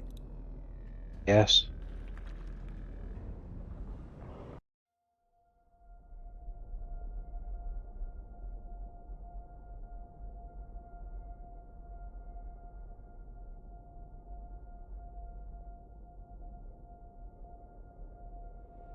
Eseth Mahon. Tal este impedon. Eloranet Eleorian. Feredain Mahon. Hel daumas.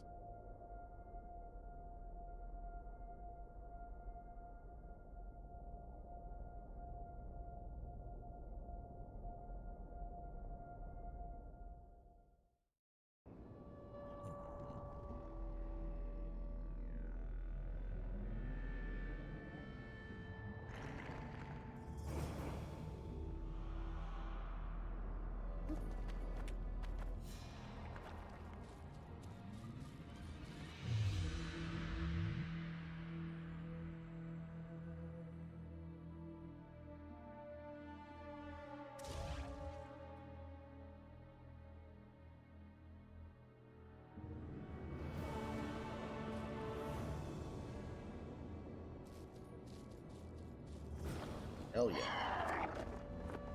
God damn it, I fucking you're hate these ugly. guys.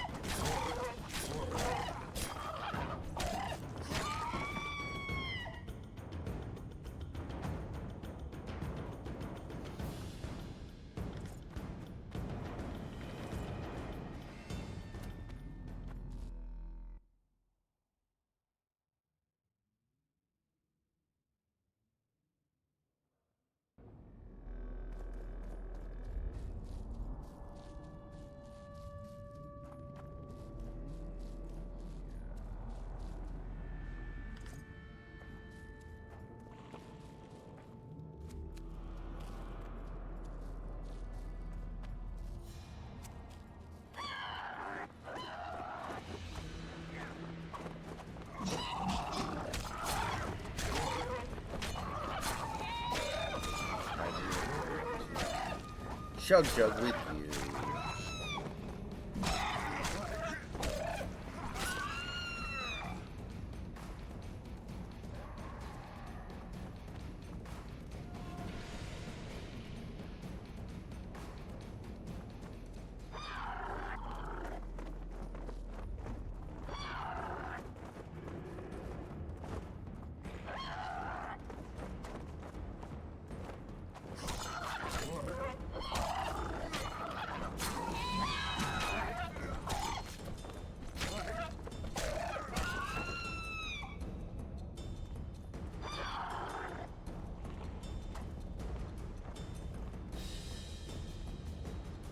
Alright guys, I will be right back. Give me a few minutes.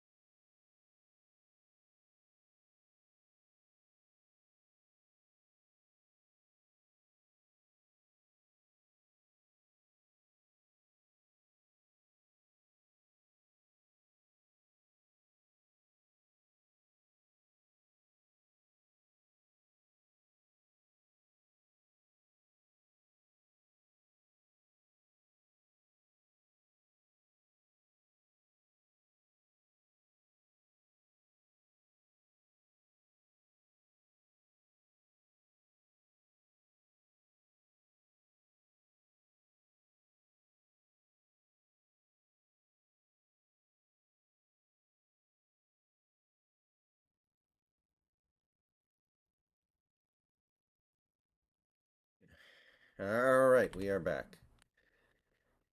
Yeah, the comeback player of the year stuff was always, it was always going to be Hamlin.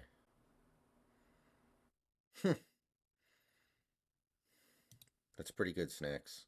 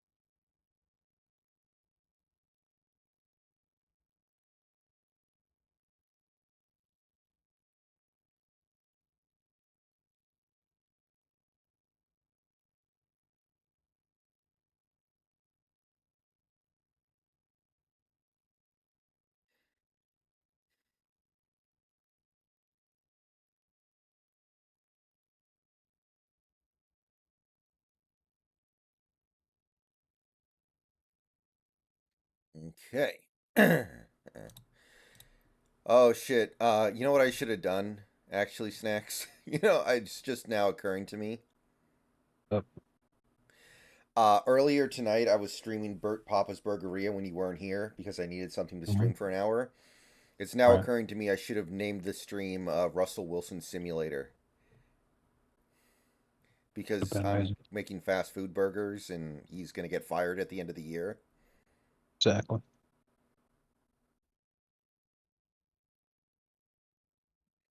I should have done it.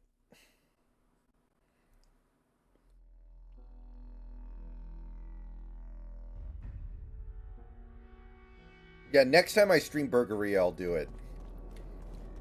It's not going to be as funny now, though, because he got benched.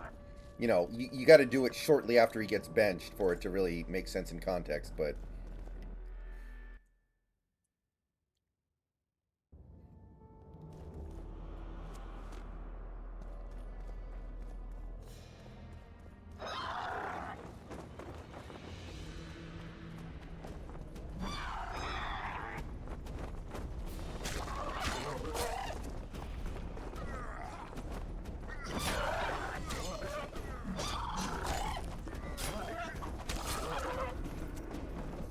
Come on!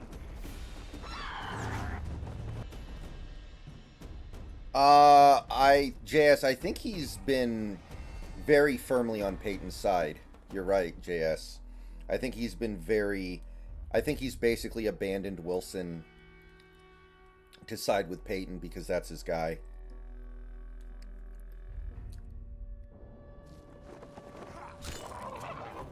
Again, I have no idea why so many Seahawks fans care what Coward has to say about anything. That dude is every bit as bad as Skip Bayless.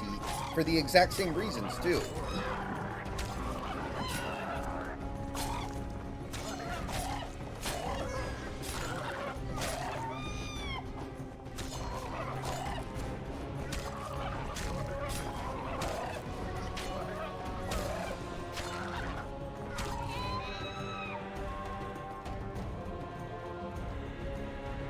I should name my next Papa's Burgeria stream Taylor Swift Simulator if she didn't marry Travis Kelce.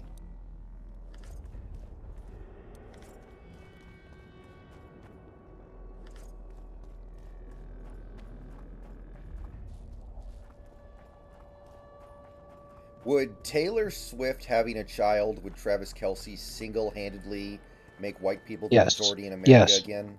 Yes, that is correct. There are millions of aimless white women in this world who would all just like magically fucking have a kid.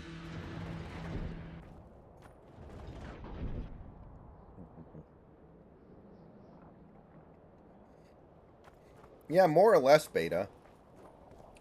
I think he had a video earlier today that was like, this isn't Sean Payton's mess. Sean Payton inherited all this stuff. What's he going to do now that he's cleaning the crap out? Some stuff like that. Which, of course, is technically true. Sean Payton inherited a little bit of a mess.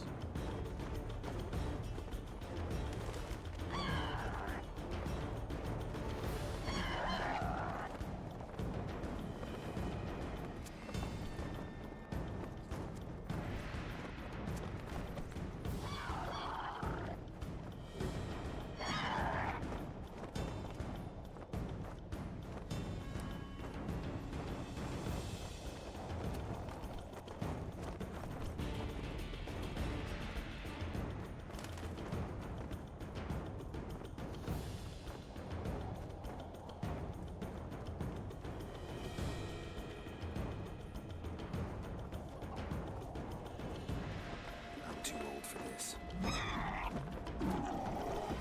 You ain't lying, man.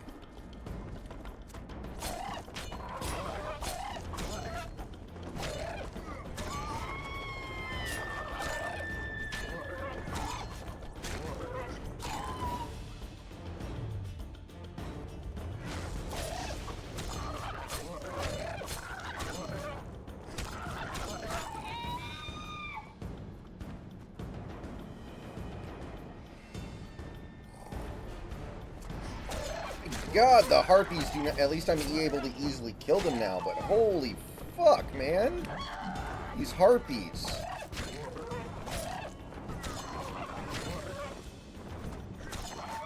I feel like Ashton Kutcher at a singles party. Just get these fucking harpies away from me.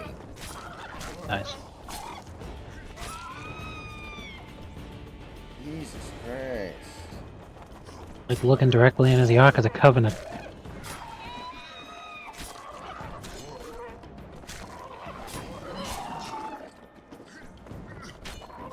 That.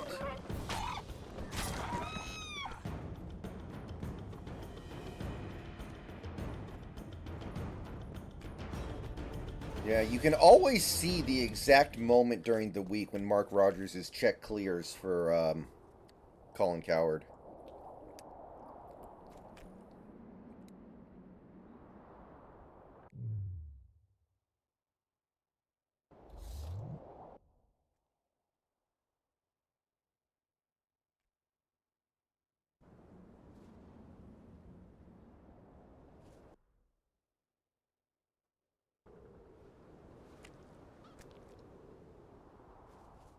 I can finally pay for Lady On's only More harpy fans. feathers, just like you wanted.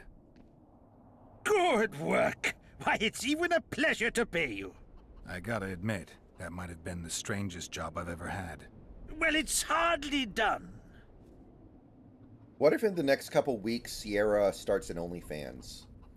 Would that be an indication that Wilson didn't save his money wisely, and now with him Yes. not having a big NFL contract?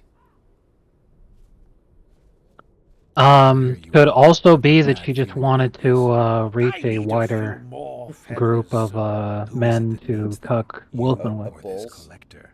But he does, Exactly. of course. Pretty suspicious. Why didn't you tell me how many I was supposed to bring right off? I needed to see the quality. Just a few feathers more. I'll pay extra. Decide. Let me think about it. I've got some more feathers. I look at. There's your. What am I Whatever you wish. Where are you headed?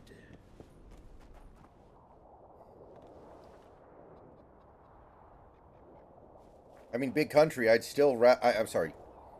Origin, I'd still rather have CJ Stroud. CJ Stroud would be making, 5 times as much money, but he's a much better quarterback. Like CJ Stroud, next year CJ Stroud might be a top 5 quarterback. The way he played as a rookie is insane. Like, I'd probably rather have Stroud for 5 times as much money, because it's still not that much money.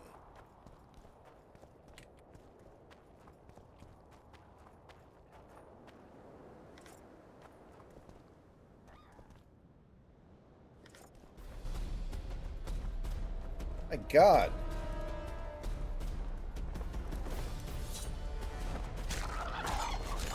There's no way in hell Wilson's taking the Vetmin, though. Like, look at his behavior since he got benched. the first thing he did after he got benched was like a bunch of tweets that were like, "Oh my God, how did Wilson get benched? He's better than Patrick Mahomes. Look at the stats. Check my stats." It's like he liked a bunch of. He thinks he's as good as Patrick Mahomes. He thinks he's still a superstar. He wants big money. Right. I have seen a lot of people taping up for Russ, talking about how he's better than Mahomes, and Russ is doing more with less than Mahomes and all this kind of shit.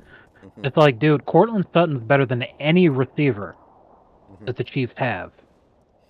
I mean, Kadarius Toney is like negative value. Even if the Chiefs still had Tyreek Hill, they would have the worst receivers in the league because Kadarius Toney is such a negative. He would pull Tyreek all the way down.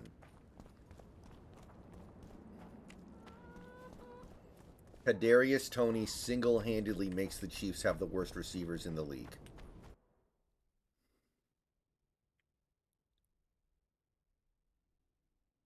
Is that true, Beta? I don't think that's how it works.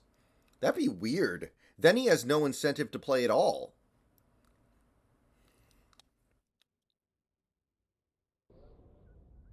If that's the case, why doesn't he just sit out and make the exact same amount of money, let his body heal for a year, and then come back in 2025 ready to try one more time?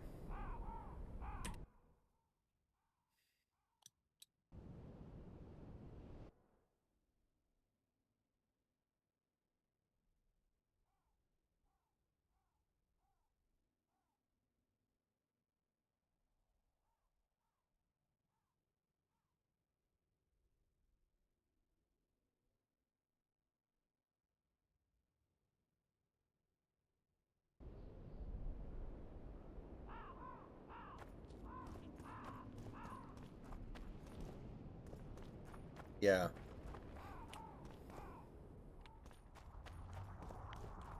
I mean, I'm not kidding. Jameis Winston would have won that division in Denver.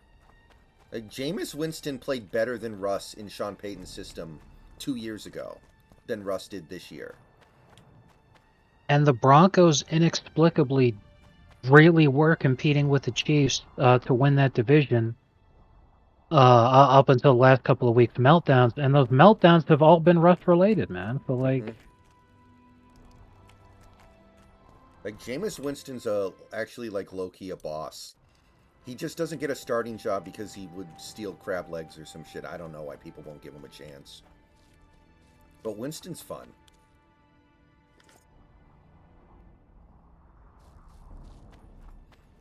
What was I gonna say? So, completely unrelated. Snacks, do you do your own grocery shopping? Or, yes. Do you shop at like a major supermarket, or do you have like some kind of local store that you shop at? Every now and again, I'll go to Walmart if I don't want to go across town. But across town is a much, much cheaper grocery store.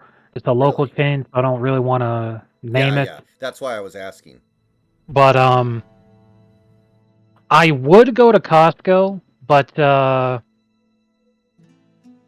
my primary concern there is that my town, the Costco, was built when the population was a third the size that it is right now. And the parking lot really fucking feels like it. Like, it is not at all a good scenario, the parking situation for that Costco. It is so fucking bad, man. Yeah, I was gonna ask if California, where you are, had HEB or not.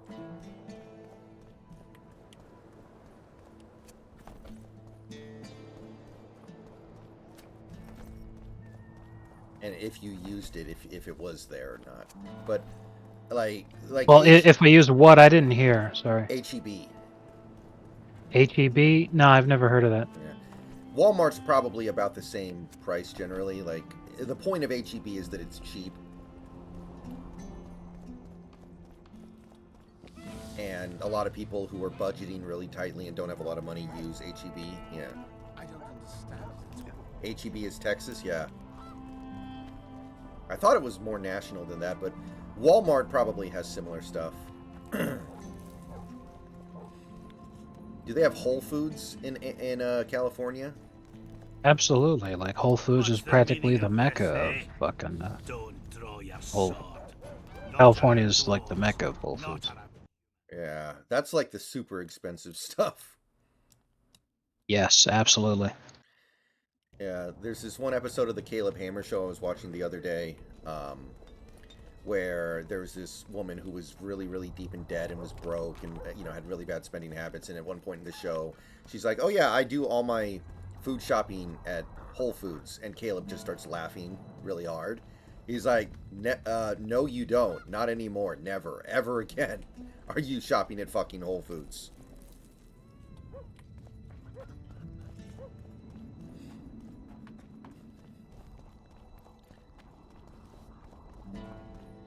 Yeah, David, that is true. That actually changes my perspective. Now he has zero incentive to ask for more money. There's zero reason for him to want anything more than the veteran minimum. That actually changes my perspective. I think he's way more likely to sign then. Okay. Now there's like, literally, unless he gets like $100 million a year, he gains nothing.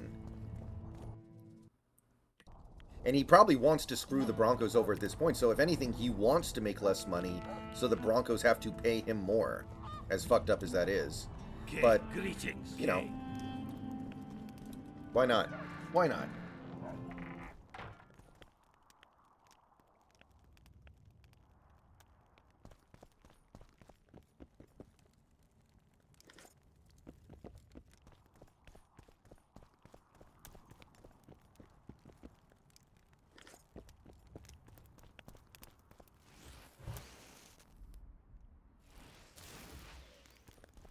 Have you ever heard of Aldi's? Yes. Yeah, that's like the super International. cheap place. Yeah. Aldi's International is fucking wild. And in fact, they're building an Aldi's right next to my house, and I fucking hate it because they're building it in an area that was never designed to have grocery stores in their parking lot, and it is so fucking miserable to try to navigate that parking lot now. Greetings. I really hope that that one goes under very quickly to punish these people for such a horrendous fucking stupid decision. Well, the bright side is that's going to be a very cheap place for you to do grocery shopping for a little while. I personally doubt it. Nothing feels cheap anymore. I'm just so glad that all the people in government who are responsible for having done this will spend the rest of eternity rotting in hell. True. They fucking earned it for what they're destroying so many people's lives. Oh, cool. My game crashed out of nowhere. We like Nice. that, don't we? Yes.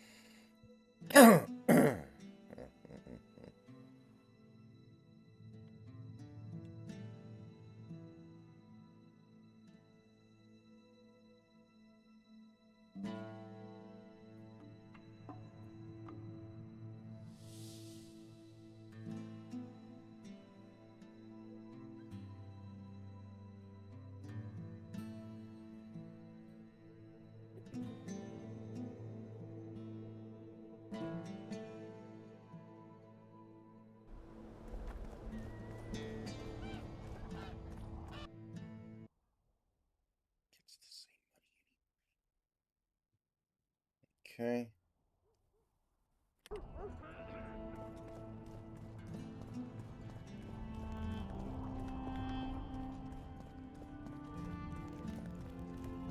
What's the meaning of this, eh? Don't draw your sword. Not around dwarves. Not around human.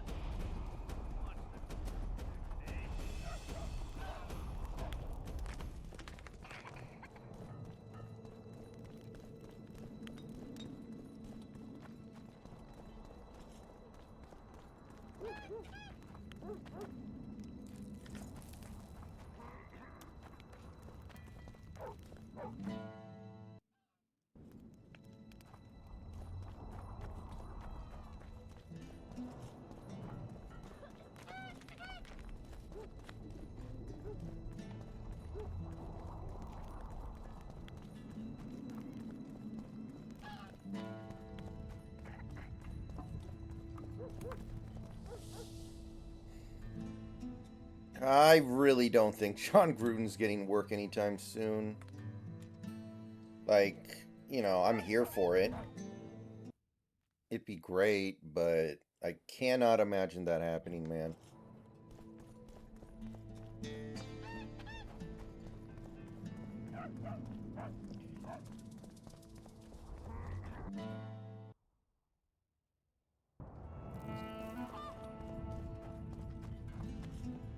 I think of... Godspeed, Witcher.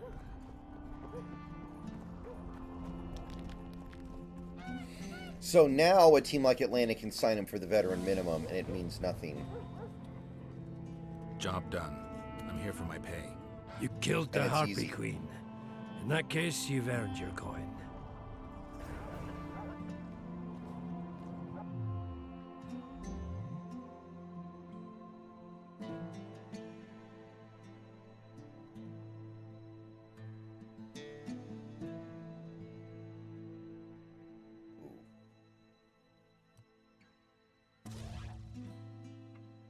How do I whirl?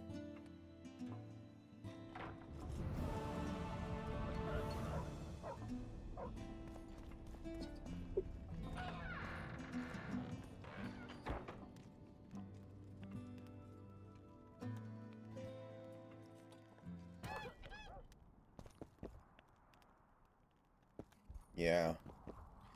Do you guys think Wilson goes into commentary when he retires? I kind of feel like he'd be bad at it. Do you think he tries it, though? He tries to go in the booth or be a sideline reporter or something? I don't think he has the personality for it. I don't think he has the delivery for it, but a lot of these guys do at least try.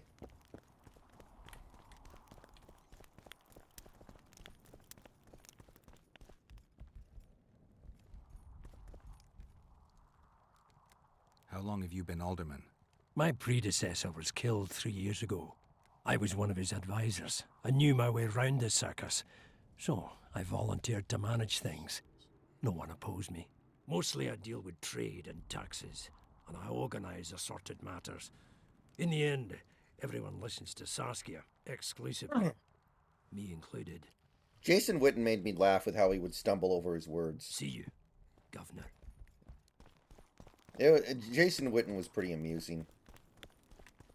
I think Jason Witten had potential to maybe eventually get better, but probably better off.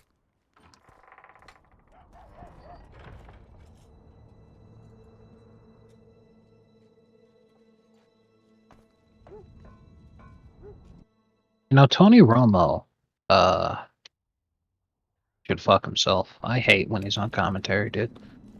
He used to be good, but I think he got lazy.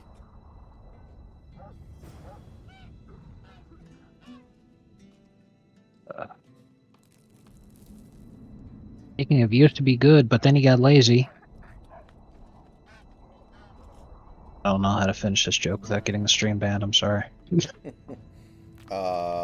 Good, and then got lazy. Ray Rice? Mike Ditka. I don't know. Ray Rice got lazy. He didn't care that there were cameras in public. He just too lazy. He said, "I can't wait to get home." Did you hit her then? To my humble home. Jesus. Vince Gilligan at the end of the Lalo arc in Better Call Saul. Master Baltimore vanished Based. some time ago. John and retard down. Anyone order an exquisite... I get the... Saskia, That a... if she can... If Welcome, I'm looking... Master. Who was... He was our runesmith. The How did he vanish? one day after Is that all? Baltimore. Who did... Yours truly. As Baltimore's best apprentice, I became the new runesmith. Got this house, along with the honor of continuing the great master's work. Can you tell me something about that moldy door? That's the entrance to Baltimore's old workshop. Mind if I take a look? Not at all. Only you won't find anything but scrap metal and cobwebs.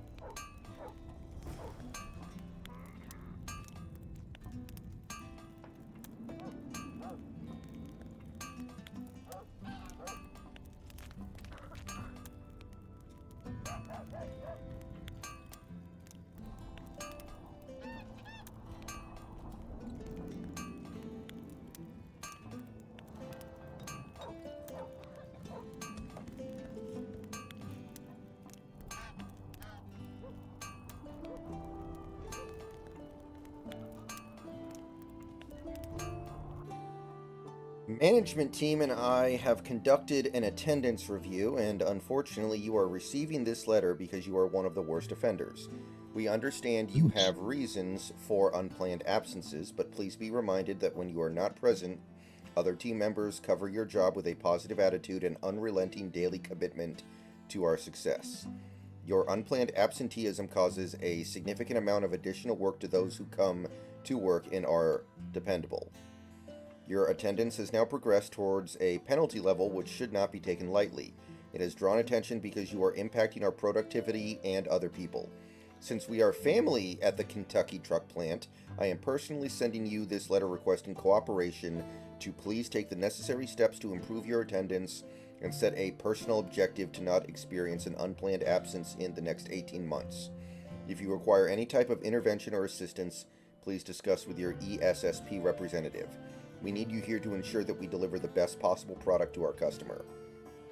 To be best in class in the industry requires a commitment to excellence by everyone in our family. We are requesting that you become someone your team can depend on at work. Please join us at work or voluntarily consider a different profession and company more aligned with your aspirations.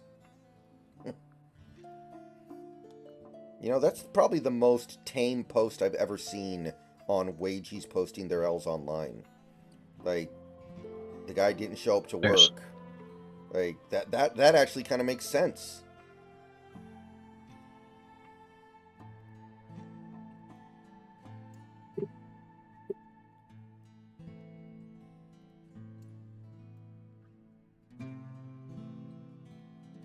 Yeah, I remember reading about that, David. That was funny. Dennis Miller. And Dennis Miller's fucking great, too. It's too bad it didn't work out. Could you imagine Norm Macdonald doing Monday Night Football commentary or something? That would be wild.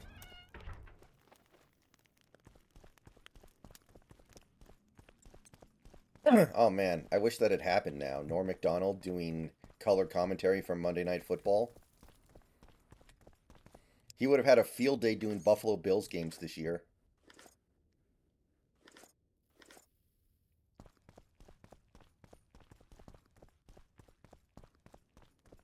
Could have made O.J. Simpson jokes and 9/11 jokes all in one.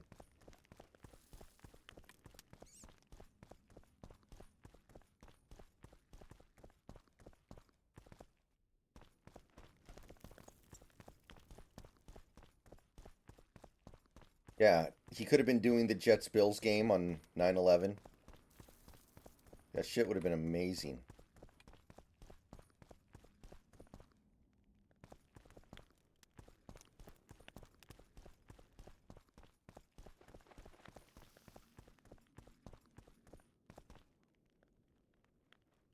But 9/11 was a national tragedy.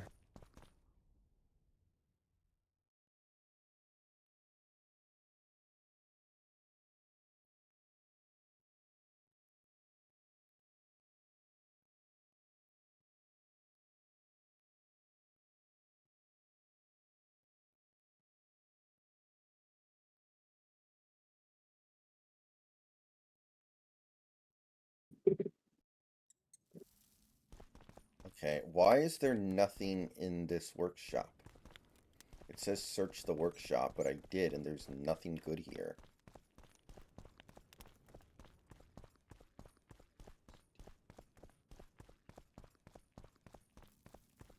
Oh, I know what to do.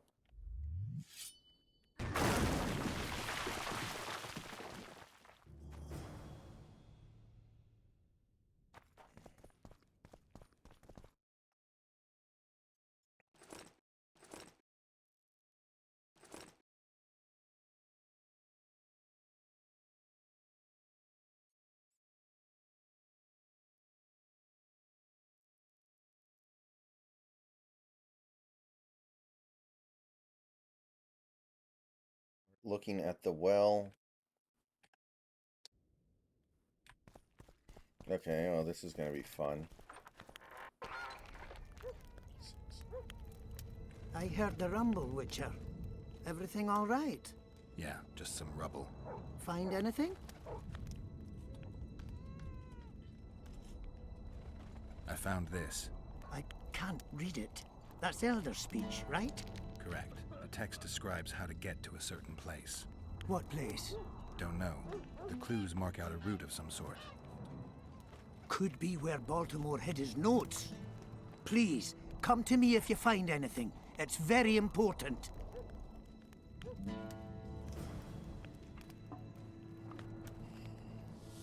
I work at a McDonald's place, and coworkers keep killing themselves, and the boss won't do anything about it. We're constantly shifting people around because people keep not appearing due to suicide attempts, and when they get here, they keep going to the back of the building and killing themselves. I might quit.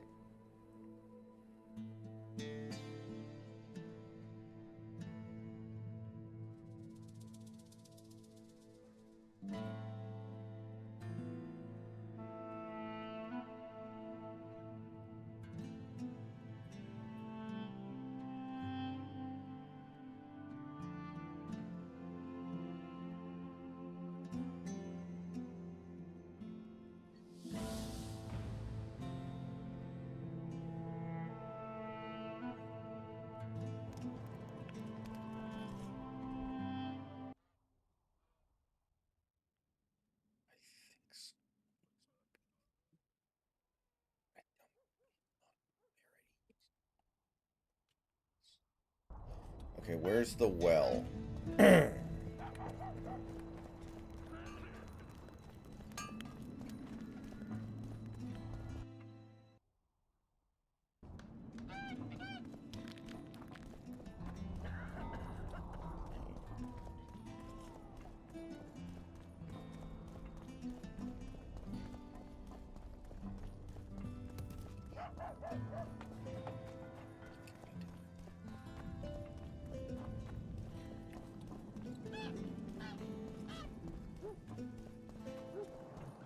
You're so fast.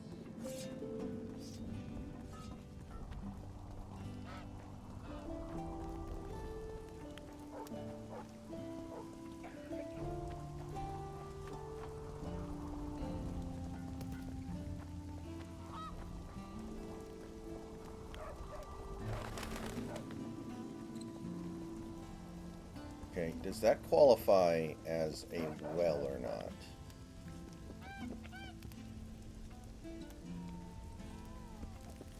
I mean, it doesn't really look like a traditional well, but it might serve the same purpose.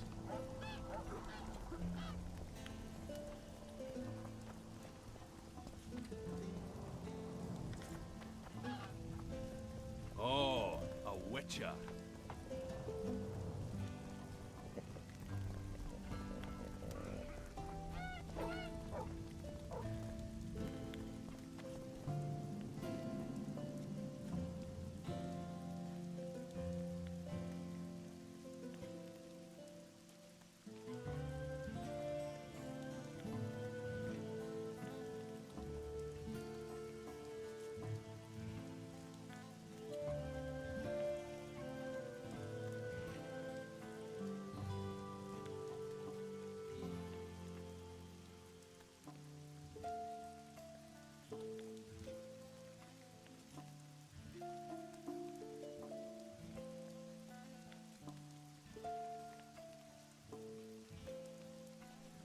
Yeah, Steve Martin's pretty great.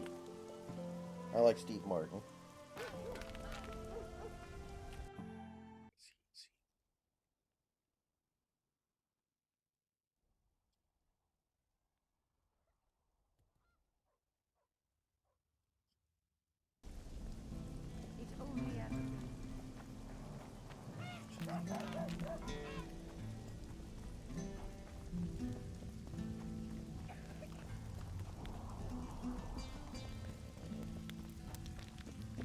How's life?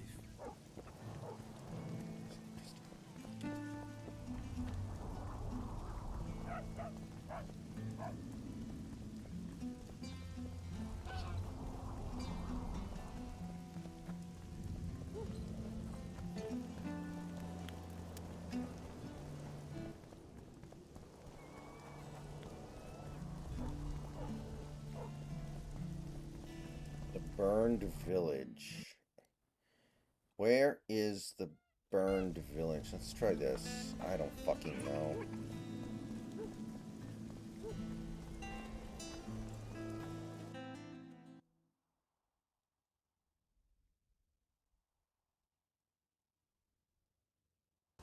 Let's get good for this.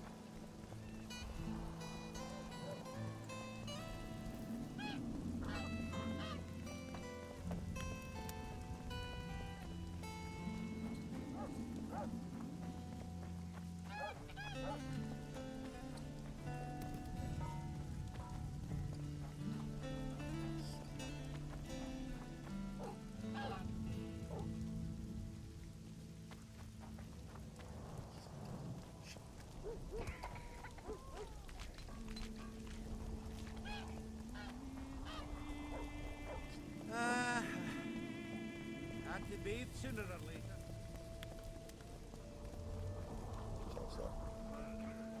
Alright, let's see here. I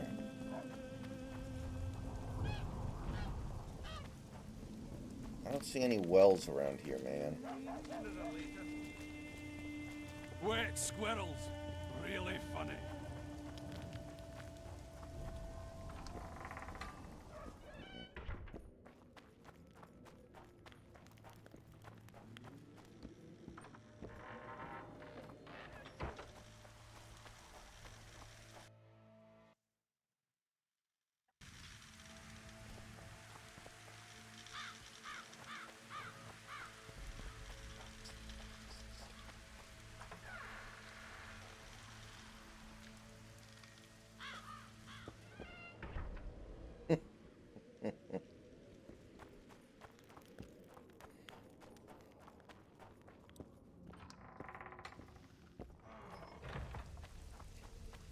Does anybody remember when Tony Kornheiser did Monday Night Football? That was awful.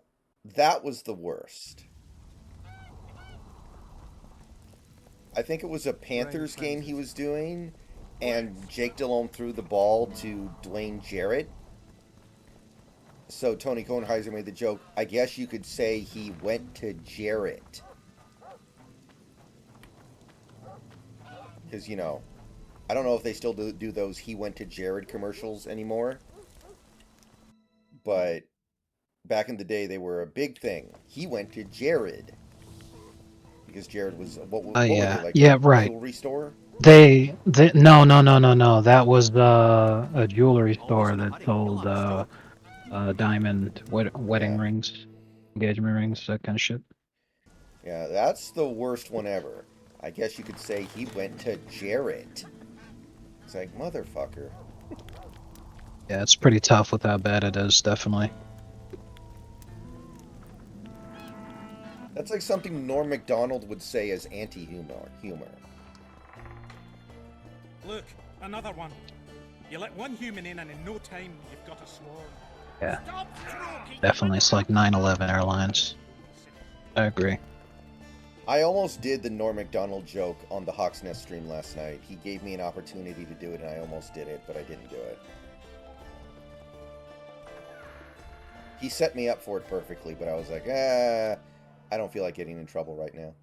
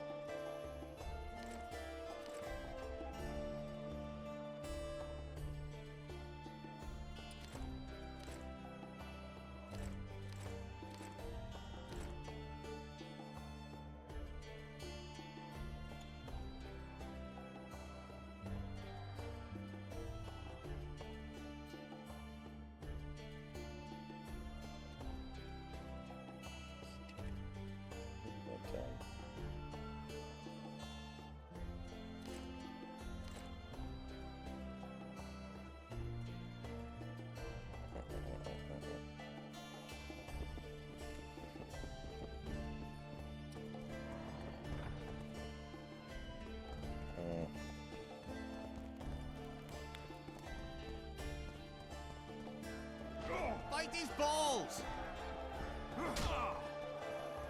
That Witcher, who's he?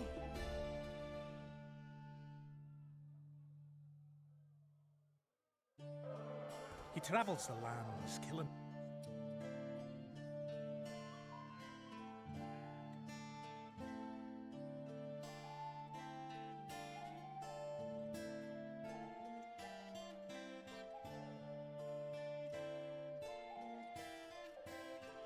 Okay.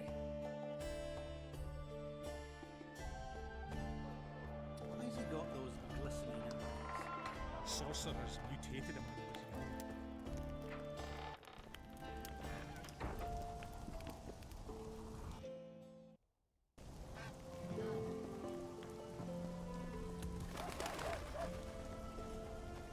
young. Don't try anything.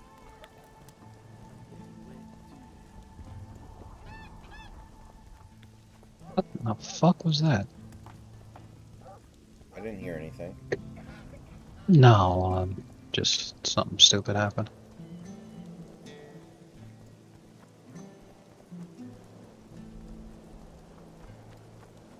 Mm-hmm.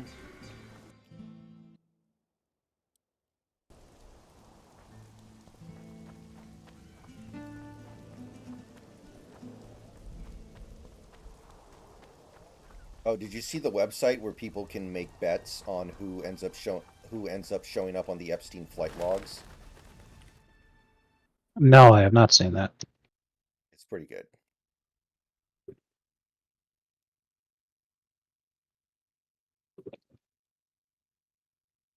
That's a good one, David. I like that one. That is a good one. I'm surprised Jerry Seinfeld's a Nets fan. I thought for sure he'd be a Knicks fan.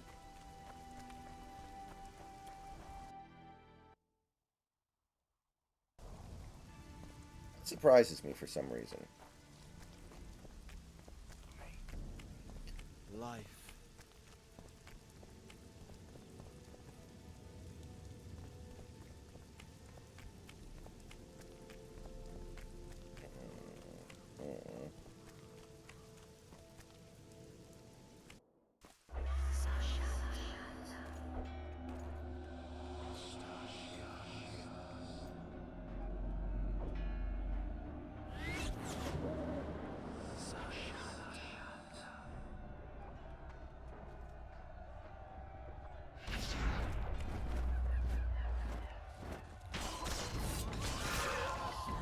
How many more can there be?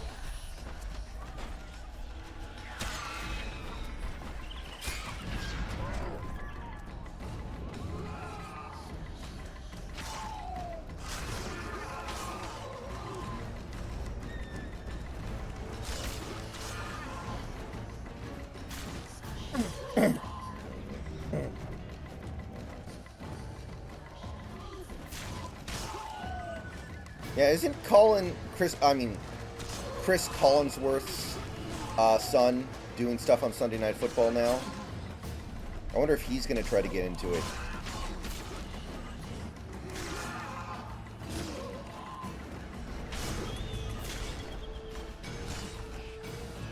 And, you know, I like girls who are a little bit dumb because you can, like, trick them.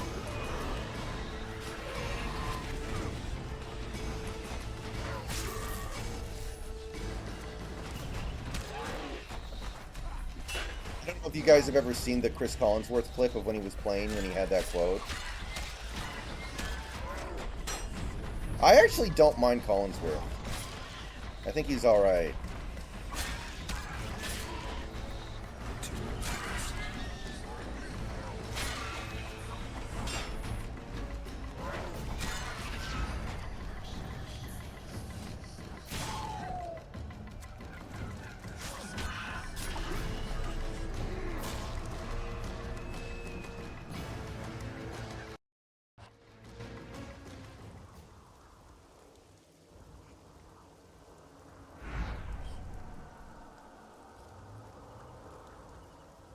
I can go no further. If Deathmold senses my presence, How will I get back to Vergen? I'll wait nearby. Hurry.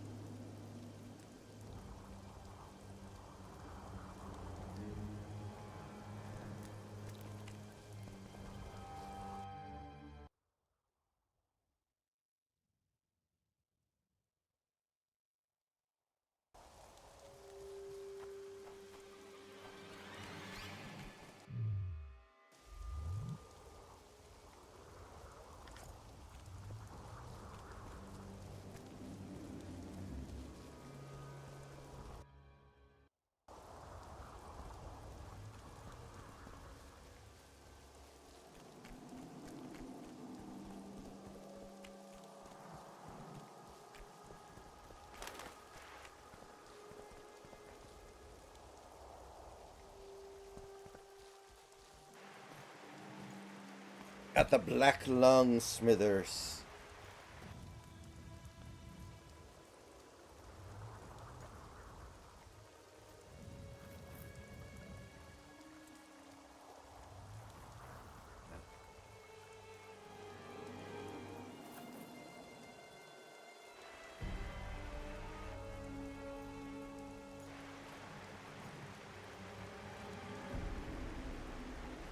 I knew it.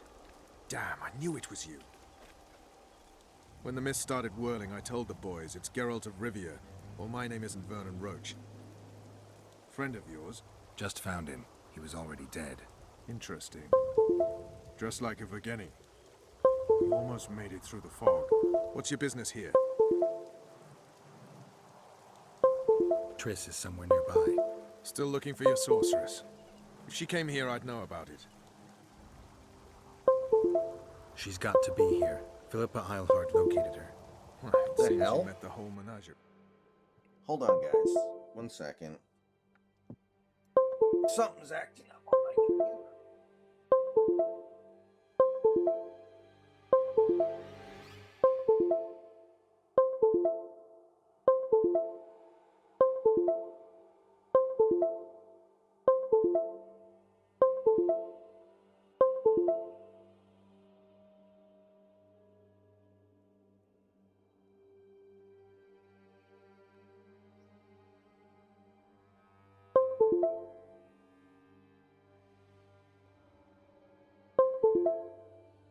What the hell is that?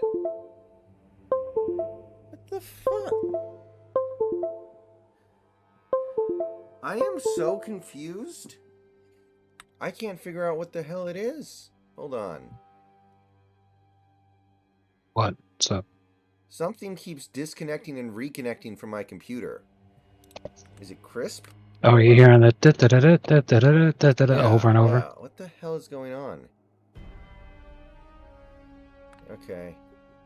Can you guys hear me? Yeah, you guys can hear me. Okay. I guess we're okay for now, but what the hell was that? Whatever. I feel like no matter what, every computer you ever get is going to have USB problems. Like, there's always going to be USB related issues. Like, okay, I think we're good now, though. Whatever it was, it didn't matter.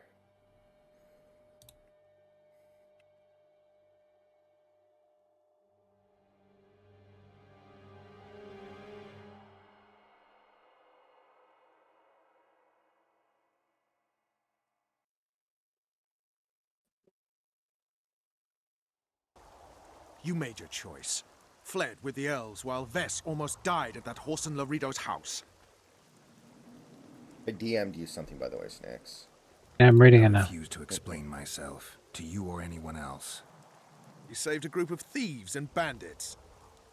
Deride them if you will, but they're ready to die side by side with the simple people of Vergen. They've got better reasons to fight than orders. Don't you care about Yeah, Valtess' death? definitely true. The funny thing is, all of this would be better if we could just Find her, and I promise I'll you keep just the word thug your you wife, gave in the and no one dungeons would of no one Lavalette would pay attention or care. You know, that's all it takes. I don't know why I'm doing this. Right. If Triss is anywhere in the area, it can only be one place. At the rear, near the riverbank, the Nilfgaardians have set up their camp. Nobody can enter it. You can get there either via some caves or by sneaking through the main camp. I'd forget the gates. Believe it or not, the whorehouse is where you need to go to enter the caves.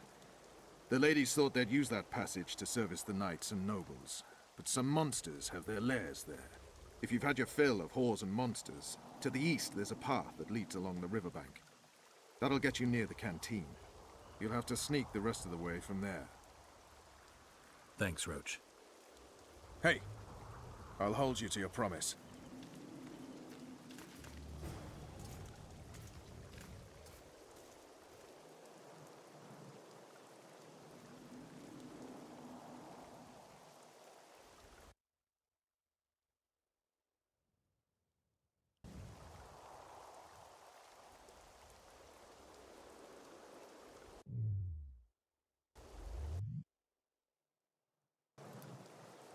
Alright, guys, I am going to go ahead and call it for the,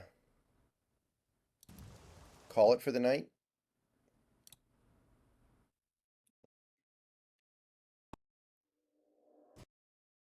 Thank you for coming out. I will talk to you guys tomorrow. Video coming out. Might upload a short. See you guys later.